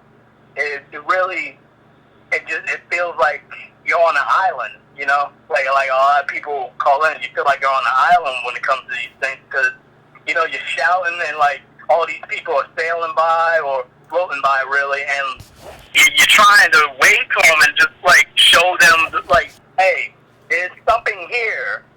You just have to reach for it, You have to get to it instead of trying to go out to sea and being sucked in the sea. But anyway, that was a terrible metaphor, but thank you for everything that you do. No, it's fine. Continue to support you. I appreciate you, bro. I appreciate you. It's fine. Like it's like listen, like we're in this space. Like when I talk about do for selfers think that we as black people can just rah whatever that means. But I think that like Issa Rae and like what she talks about in terms of I need a man who can do whatever. I think you want your mate to like be your reparations, and like reparations come through a political process. Your boyfriend, husband that's not the job. And I think even when we talk about buying meals and stuff like buying a dinner, but it's just like that was white patriarchy when white men were the only ones working and they treated their women like you're a child just like this kid. You better do what I want to do. That's what buying a dinner was about. I know you can't work. You can't get no job. I'm the one who's working. We have that's what happens around this period. I'm the breadwinner. Right? But not only am I the breadwinner and you can't work, but I get to tell you what to do because I buy you dinner. Like, I really don't understand why more of us as native black people aren't, like, making sandwiches and go. I know I said it before, but, like, making sandwiches and get some potatoes and going to the park. Like, why are we doing this? Like, it's just giving money to capital. Like, why are we doing this? And the one thing that I realize is that I make my food better than these people. Like, why are we doing this? Especially when America has the cheapest food. Why are we just like, well, you got to buy me dinner? Oh, what y'all doing? And you get to know, like, cook with somebody. If you want to get to know somebody, cook with them. Get in the kitchen with them and watch them boil some beans. Or pressure cook some beans or whatever. Like, you get to understand, what are we doing? Like, if you want to navigate the potholes, I don't understand how you navigate the potholes by just, like, replicating what white people do in terms of dating. Like, yeah, they got the wealth for it. You don't. We don't. What are we doing? So I'm going to 216. 216, I'm coming to you. What's your name and where you calling from? Hi, Yvette. This is Mia calling from Cleveland, Ohio. Hey, what's going on? Hey, I love your channel. Thank Don't you. judge me because I'm not as college educated as speaking with you. I don't judge people who didn't go to college. That's not my thing. No. Okay. Well, I love your show and I love this Thank topic. you. Now, I what I appreciate was saying earlier to a friend watching the video, I was saying that I noticed that most of these guys like Donald Glover, Kanye West, and Jay-Z, they all making these pro-black for profit to me. Because it seems like they mostly like marrying someone white, but they want to suffer the black issues of people going through black issues or whatever black people going through. Yeah, I mean, it's possible, but like, how good is the work? Like, the question for me is not like, are you involved with somebody white in your home space? I don't really care about your home space. My question is, how good is the work that you put forth? Are you taking risks artistically? Like, for me, like, Donald Glover didn't have to do this video. He could have done any other kind of video, and everybody would have still loved it because he's Donald Glover. It kind of means something to me that you took this kind of risk to do this kind of assessment of America. Right, but also I always think that some black men or black people in general suffer like identity crisis, so they don't know how to pick a team. So they need white validation on one side and black validation on the other side. What do you mean pick a team? They don't know how to pick a team. So when they like marry someone white, they still want to be pro-black. But how can you be pro-black when you can't relate to white? When the white is the reason why you are pro-black. Well, I think white capital is the reason why the black people are in this position. And for me, this is just for me. Like if somebody is willing to call that out and be full-throated with their partner, like, listen, this is who I am. I don't care what you. If you don't understand who I am, we can't be together. Like, I don't think I know if Donald Glover's wife is girlfriend, not wife, is named Michelle and she's white. I don't know anything else about her, and I tend to think that she doesn't shake and bake in the relationship like it's him. So I don't really like. I understand that we're all in the same country and that other people are gonna date. My thing is, and you in the country, you're 14%. You might end up with a white girl, especially if black girls haven't been that into you, which is what Donald Glover said. I get it. My whole thing is like, how do you defame yourself? Do you become a clown? And Donald Glover has like Trojan horse and been like this little nerdy black guy, and then done this other stuff. But I'm just concerned about the quality of like your art right now. I don't really get into like who you're with unless who you're with is like influencing and like diluting what you're doing in terms of like your art. But right, but okay, like as far as Kanye West, if black people don't put that in check, like he was always being progressing himself to be white validated, and it's the same as Donald Glover. And then you got Kanye West, 10 years from now saying black people choose to be slaves. Yeah. My grandmother told me, anyone who believes that is like a blind rat falling into a snake pit. But now it's a lot of black people that believe what Kanye West was saying just because he was with a white person, and they kind of disturb his brain or make him think that, as far as being black is a default and it's like being black is like they teaching black people that sometimes being black is like a. Well, he's in Calabasas. I don't even think that's what it is. I think Kanye West is in Calabasas. He's in this rich neighborhood that has 3% black people, and the same thing could happen to Donald Glover. Like, you're in this neighborhood that's 3% black people, and that's the people that you need to get something from. That's why you tweeting Zuckerberg. That's why you're trying to get Elon Musk, because you need something from those people. So that pushes you and puts pressure on you to do some stuff and say some stuff, and you don't have the information anyway because you don't really read books. You say, I don't like books. So you get into this position position where you're doing some stuff that doesn't make sense because of where you are and who you're being influenced by. I agree with that. I think it could happen to anybody, but I honestly think you could be married to somebody black and it could still happen. But I think we have to that's why we have to judge people by what they do. Like, I'm done with Kanye. I'm not done with Kanye because he married Kim Kardashian. I'm done with Kanye because Kanye, this is too much what you just said. Like, you just gave a lot of white supremacists like leeway. But it's not because you married Kim, although I do think, given who your mama was, that was a problem, and given what you need in a relationship, that was a problem. But that's not why I'm done with you because of her race. I'm done with you. I'm done because of like what I understand about blackness and about everything and what you did to come in and undermine that. So I don't know. It's just different for me. Well, it's a catch-22. You're right. It's a catch-22, but I'm just still on the table with Donald Glover, because I remember one time he was on the Breakfast Club about 2 years ago. He did once say he wished he was white. And that's why I said by him making this video. But who wouldn't? Listen. No, I agree. Like, let me just say something. I think you're perfectly right. I give everybody permission to criticize Donald Glover. You should. We should be criticizing all these black celebrities. He don't get a pass. But like, white people have power. Like, they have the ability to be free. Like, we don't get that. Like, we don't get that. Everything is interpreted through the lens of, like, so I get it, but I get it, but I don't get it. But I think we should criticize him. Just like I think we should criticize Kanye. I think we should criticize Issa Rae. I think we have to have a critical lens for all these black celebrities. And I don't think Donald Glover gets a pass. Right.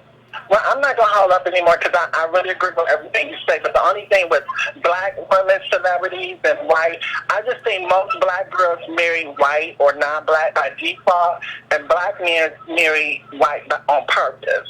Who? But based on what? But based on what? Based on what? Like, when you go into dating sites.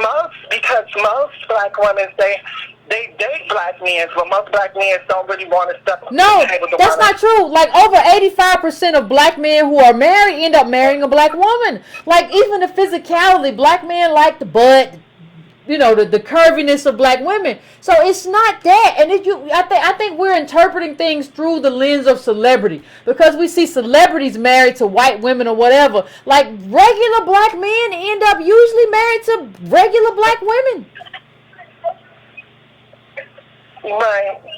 No, I don't want to mix it black and white. I was just bringing up the fact when you said Serena, because Serena was dating a lot of black guys, but it just seemed like they weren't stepping up to the plate. And so when the white guy came around, he might have said something right. He might have said something right. Like, you can't make it up, though. Like, you say he might have said something right. Like, I'm even more critical of Serena than I am of, like, all these other black female or black male celebrities who are dating white people, because the man that you're with, Serena, had a website, Reddit, which allowed and still allows to a large extent a lot of racist content. So you can't say he stepped up to the plate. I don't know how many black men stepped to the plate that Serena rejected. And you want to be in Beyonce videos and be a part of black culture and then be like, nah, with black men. With black men. You didn't even date like this muscular, whatever, white man. You found this little skinny Reddit guy. And it's just like, it's just weird. It's just weird in a way, right? Her daddy did not come to the wedding. How do you have a wedding without a daddy that's there? Your daddy didn't come to the wedding. Like, and I was critical. Like, I remember Usher's mama didn't come to his wedding. Like, what's going on with your wife? But we don't want to, and everybody talked about that when Usher's mama didn't come to the wedding. But we don't want to talk about the fact that Serena's daddy didn't come to this wedding. Like, what does that mean that your dad, and what does it mean that you had a wedding and your dad decided not to come? What does it mean, this man who kind of built you up, and your father didn't come and you were still okay? And the racist stuff that was on this Reddit site, right? And I just don't think, Carla, I appreciate you calling. I'm going to let you go. I appreciate you, though. I just don't think it's a case of, like, black men not stepping up. I just think, like, you're odd in a way, right? But do what you do. But don't like dog Donald Glover. But then you see Serena Williams with this man and you see, well, black men just didn't step up. You don't know that. You're just making stuff up. Like, this is like the most famous female tennis player probably in the world. Don't tell me the black men just didn't step up if you don't know the black men didn't step up.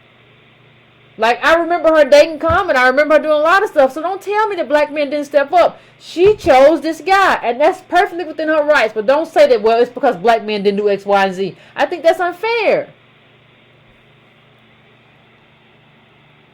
And her daddy probably didn't come because the groom was white. I mean, I'm just saying what it is. I'm going to area code 773 right now. 773, what's your name and where you calling from? Good evening, Yvette. My name is Kim. I'm calling from Chicago. And I want to talk about Issa Rae, talking about, black women.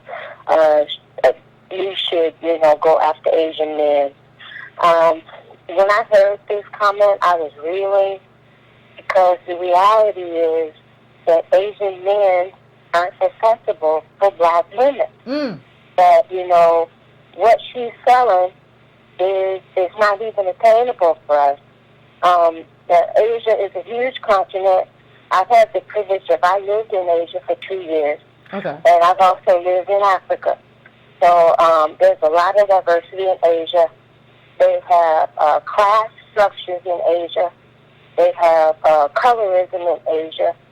And men typically in Asia marry women who are of a certain economic level because of the inheritance structure. They still have inheritance structures in a lot of these Asian countries, not all, where men inherit the family resources.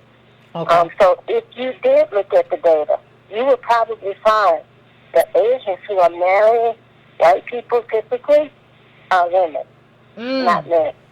And that has to do with how the resources are allocated in inheritance. So for Issa Rae to tell black women, especially women of African descent, that they should seek Asian men, that's despicable, because she's telling them something to go after someone that they don't even want them. And Carla, let me just say something. I'm gonna let you finish. I think Issa Rae knows this. I think she's just playing black women because most of us don't get to travel, right?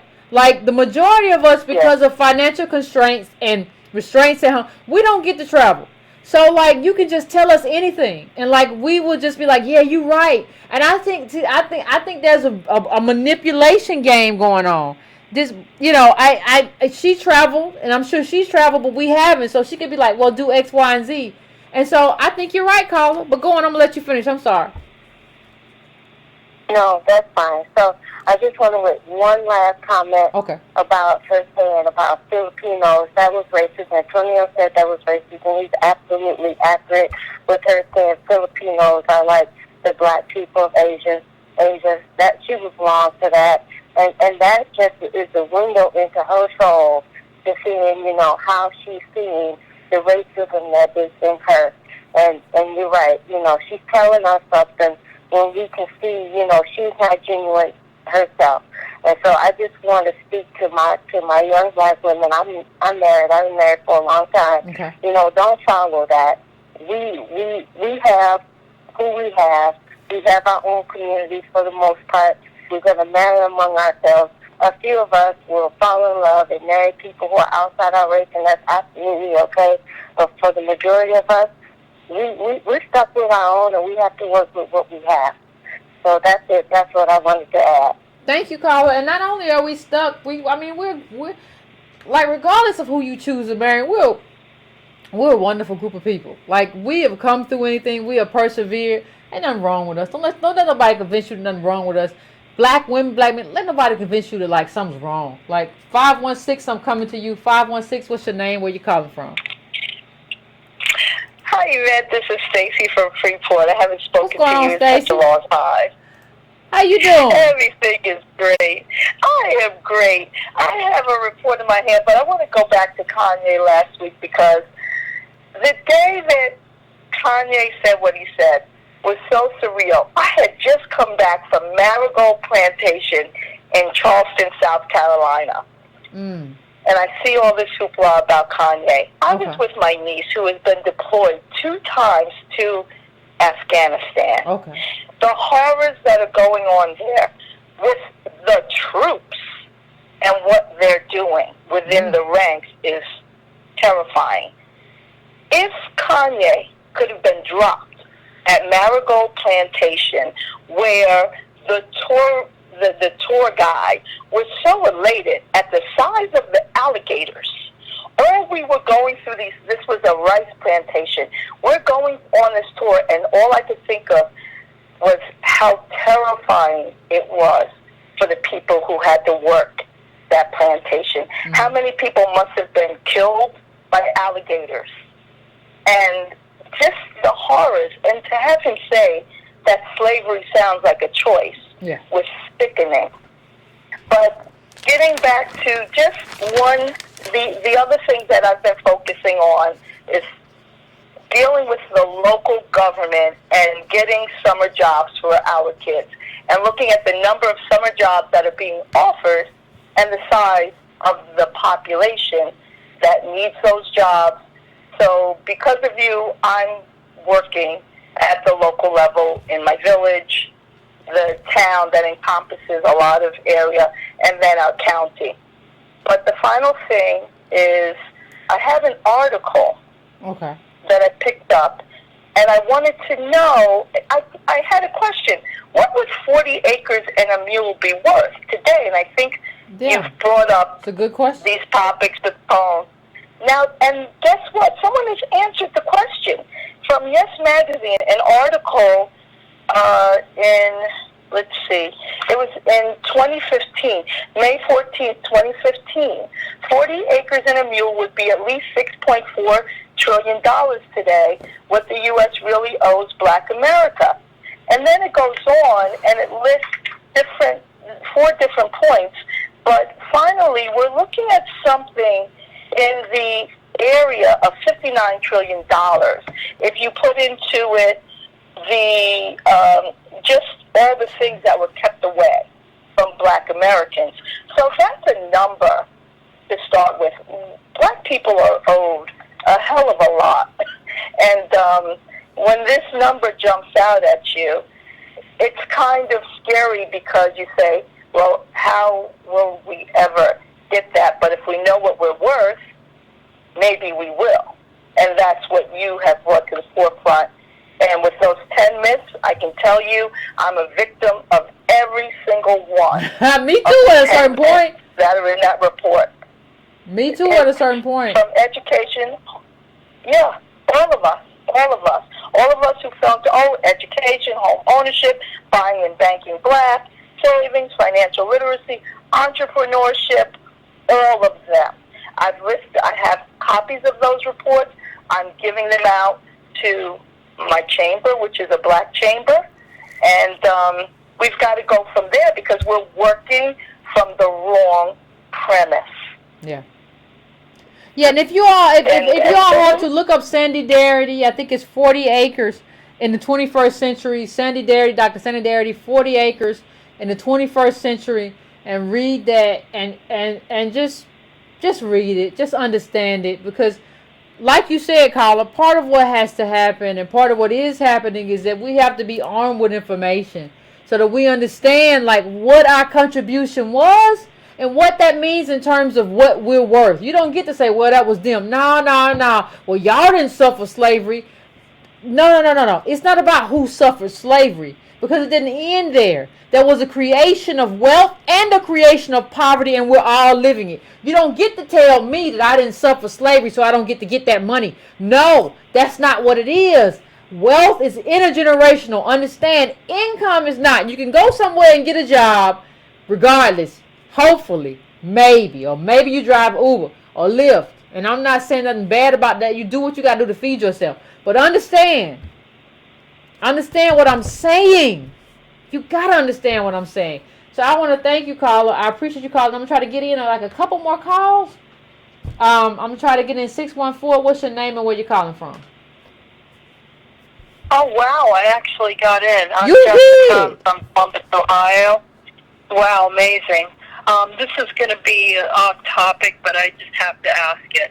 I'm going to ask if there's a group you can recommend that does African American politics in Columbus, Ohio, or direct me in a way that I can find one, and how can I find the real data on charter schools' efficacy in African American community, particularly in Columbus, Ohio. I'm going to vote tomorrow. I'm sure I'm going to have a nightmare You didn't about give it, me a lot of but I time, wish I did had you? a group to discuss. Tomorrow? You going to vote tomorrow? I said you're going to vote tomorrow. You didn't give me a lot of time. I don't really have much information on Ohio. Not that I can think of. So I don't have anything on Ohio. Okay. I just want to know how I should be thinking about this so I could find a group How you should be thinking about does what? really well with African American politics. How you should be? You said I want to know how I should be thinking about this. How you should be thinking about what? Well, how I should be trying to go about finding a group of people that does African American politics the way that you do. That's interesting. We have talked about that, but we haven't done it because of a number of reasons. I had to move and shake and all sorts of things. But I think before you even do that, what you have to do, you have to just understand for yourself. Like at some point, hopefully you get a group of people there who can, or maybe we do a Breaking Brown club or a Breaking Brown chapter, right? But until that time, you just have to understand the information and kind of do it for yourself. Because all of this stuff that we're doing is about growth and about movement and about, coming to a point. So you just have to understand for yourself the repercussions of these charter schools and the prison to the school to prison pipeline and all of that other stuff until we get to where we need to get to. Yeah, it's interesting. What I looked, I found was just and you can try Facebook groups. We have, there are Facebook groups online. So there are Facebook groups online that deal with that. They deal with charter schools. They deal with all that stuff. You can find Facebook groups too. You might be able to find one of those in your community. You can, you have to just start where you start. You know what I mean? Even if sometimes you might, hopefully you don't, but you might, if you don't see it, you might have to start a Facebook group that deals with the particular issue that you're talking about. Yeah. I guess I have to be brave and put myself out there. Life ain't nothing but about being brave. That's my whole life. That's life. What are you here for on this life for less than 100 years? You're not going to be brave. Ain't no point. Yeah. Yep. So if you do, message me. If you do, don't message me. Add me to the group, and I'll help moderate the conversations. How about that? Okay. Thank you. I appreciate that. Not a problem. Have a good night. Very much. Thank you so much, Yvette. No problem. Have a good night. You too. Thanks. Bye. All right, I'm going to 904, and I'm going to take one call after that. 904, what's your name? Where you calling from, and what's on your mind? Hey, Yvette, this Willie, your favorite truck driver, the Black Constitution guy. What's going on, truck driver? You all right? You staying safe out there? Yeah, I'm out here in Missouri at this moment in time. Okay. I'm still observing this countryside. Nothing wrong with that. Interesting show you got tonight. I heard everybody weighing. I personally haven't saw the video yet because I'm not really tapped into pop culture. I pretty much every day I go on social media. I'm talking about black politics. Matter of fact, I just friended Tone on my page. Okay. But I did want to weigh in on a couple of things because this is a very interesting subject that I'm starting to see manifest itself in these groups. Basically, the black politics that we're trying to practice is being retarded by gender crotch politics. It's one of the things I'm starting to see that when I try to talk about black politics in the manner that you talk about, it gets separated into feminists versus this new MGTOW movement. It's a movement of men out here saying that they're going to go their own way and they're going to move away from black society. And I'm debating these dudes every day, and I'm like, we need to be practicing this, and you're talking about running away. Like, what are we going to do if you run away? It's already a minority of black men versus black women, and then you're talking about moving away. And that's one of the things, I know that you're more lenient on interracial relationships than me, because I'm not. I really feel like we need to strengthen the community per population. You know what I'm saying? Yeah, I understand. But I'm seeing these black people are using interracial relationships as escape mechanisms, and they are compromising the integrity of black homogenous politics. That's one thing I'm noticing. Another thing I'm noticing is this gender war. And social justice warrior politics online are being tapped into by the online algorithms and manifesting itself in black politics. So even with this, what's his name? Donald Glover? Yeah, Donald Glover. Vino. Yeah, that's one of the things. He probably has watched Breaking Brown. He probably has heard the reparations. You know what I'm saying? That's why he's starting to say it and black people starting to say it. But it's like, these people are watching the dysfunction of black society, and they're tapping into it, and then they're like, yeah, I'm going to use it and make a profit off it. That's why you got 444 from Jay-Z all of a sudden. Then Kanye, he's always said stuff to get the president's attention. Yeah. He's doing it again. So I'm kind of watching this stuff, and I'm like, we got to, like, you got people who are like pariahs like Issa Rae, who is, you know what I'm saying, she basically tapping into black women's hive mentality. And one of the examples is that lady who called in and said something about Serena Williams. Serena Williams just did an interview and she said why she married a white dude. And never once did she say it's because it wasn't because the black man didn't try to marry her. She chose the white dude, and she dated other white dudes before that white dude. So what you're saying is the other woman was just making stuff up. She was just making stuff up. Yeah, it's what they do online when I see them gender war, because that Serena Williams, when she got married, and when she was dating the white dude, and when she got pregnant from the white dude, I wish I could add you to these groups so you can see these gender war posts. They're atrocious, and they were going at Serena Williams the whole time, and black women in mass was defending her. It was like, well, how do you know that black men didn't step up to the plate? What it is black women have an inert want to get married. They want to be married, and we don't have the money to get married. And they don't understand it. They're like, I want this wedding. I want this ceremony. I want to be queen for a day. And even, like I said, the media is watching it. And during Valentine's Day, I saw like ad after ad after ad of black women with white men, and he was giving her engagement ring. If you go online, you see it. They watching us. And every time we show some kind of dysfunction and weakness, they tap into it. And they say, oh, look at them now. Oh, okay, we can target this. Now we can target that. You see interracial ads. It ain't because America's being equal, because we still fighting for reparations. What they're doing is they watching our dysfunction. They profiting off of it right now. And we selling ourselves like prostitutes, like black women. White men get me, Asian men get me, black men, white women. All white women are the black man's weakness. Well, you shouldn't be wanting to be weak, and I'm seeing this, and I'm arguing with these dudes day after day. And it's one of the things that, I just want to get your opinion on how can we deal with this gender crotch politics. That's what I call it, crotch politics, because everything is coming from the crotch. They're like, I want to get married and sexual access to this and sexual access to that, and I want to be validated by this and validated by that. How do we get through that and get to practicing black politics? Well, I don't think, thank you, Carl, but I don't think we get through that until everybody understands who they are. Like, we have this whole thing of, like, I am this, and I deserve this, and I should be this, and I should be that. Like, no. Like, what the people, like, I have people in the comments say that I'm anti-black woman. It's so stupid in more ways than you could understand.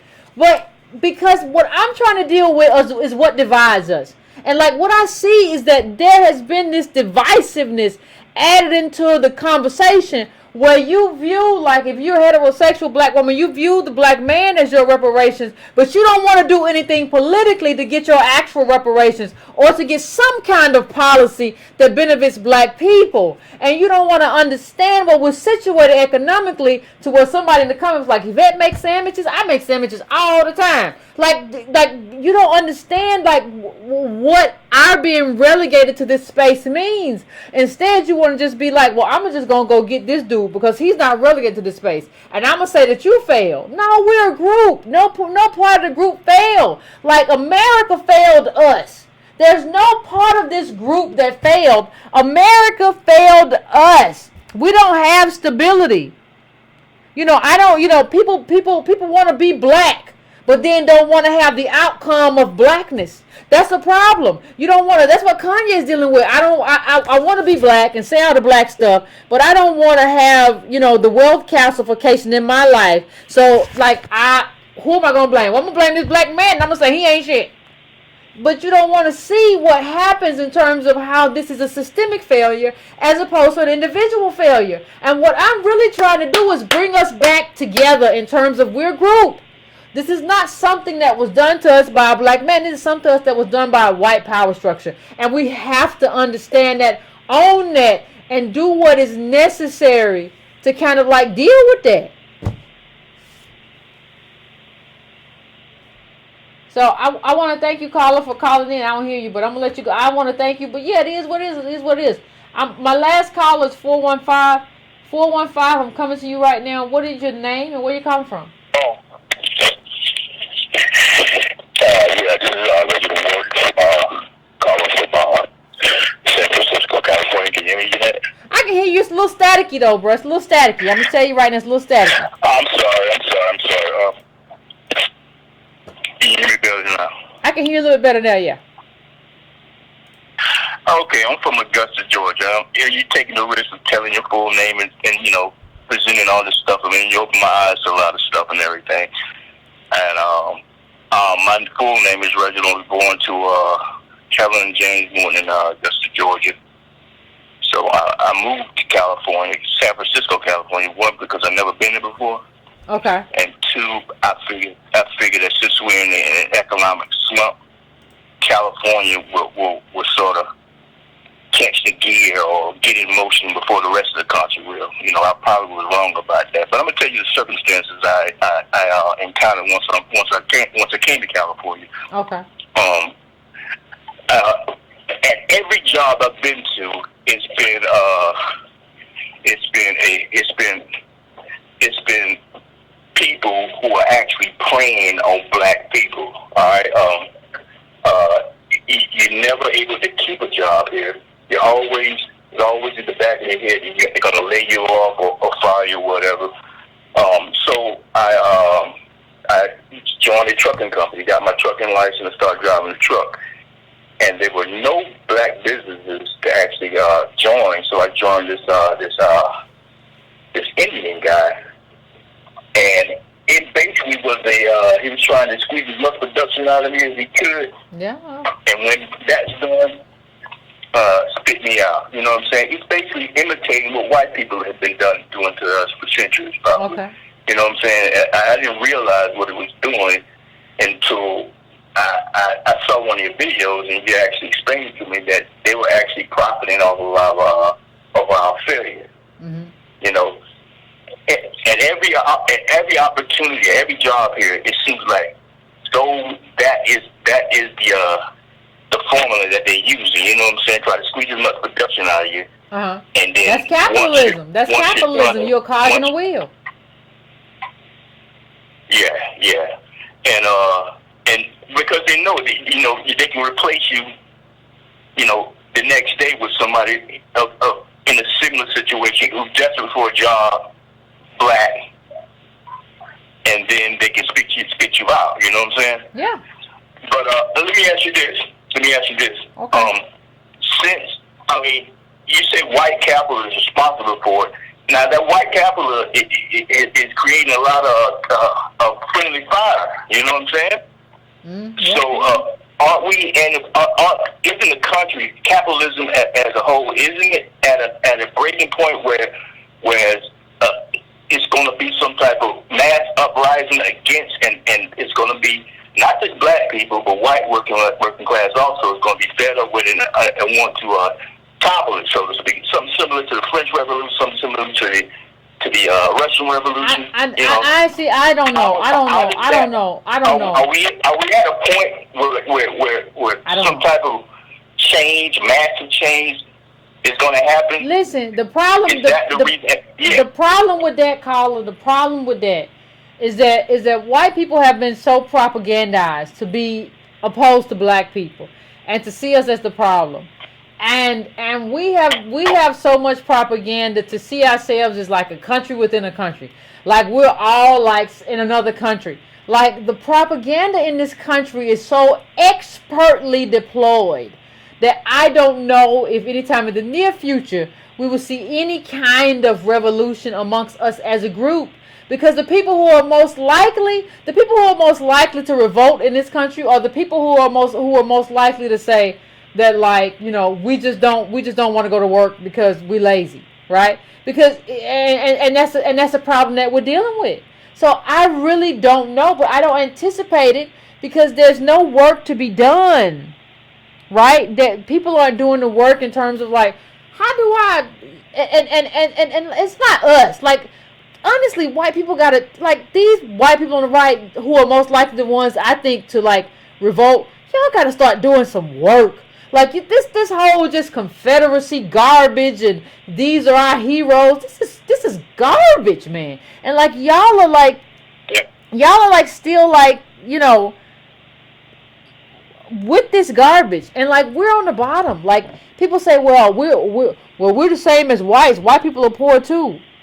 They're still comfortable. A report shows whites lowest quintile worth more than the middle black family. So the poorest whites, the lowest quintile is still worth more than us. So they're still more comfortable than us.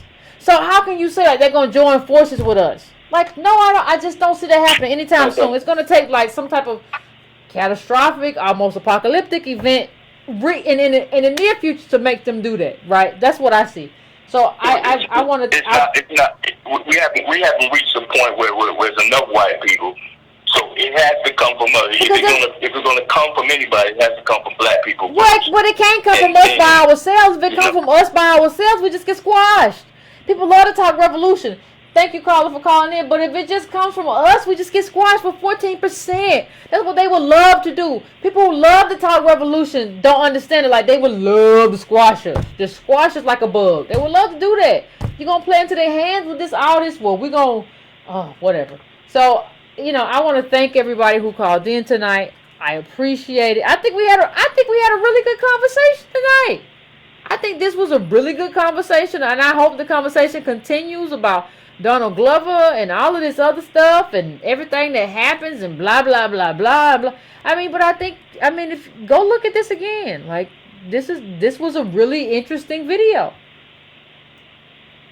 This was a really interesting video, so I think we should go look at it again. If I didn't get through to you tonight, I apologize.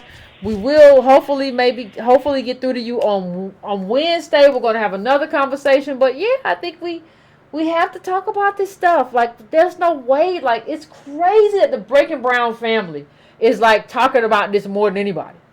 It's insane to me. But I want to thank everybody. Patreon.com/YCarnell if you want to donate. DonateBrown.com. I appreciate everybody who was in the chat. And we're going to continue this conversation. Please like, please subscribe if you haven't. We're going to have another conversation and call-ins or whatever on Wednesday. So I will see you then, Breaking Brown fam. Until then, finish your libation, go to bed, because tomorrow's another day, and you got to be rested because you are Native Black in America.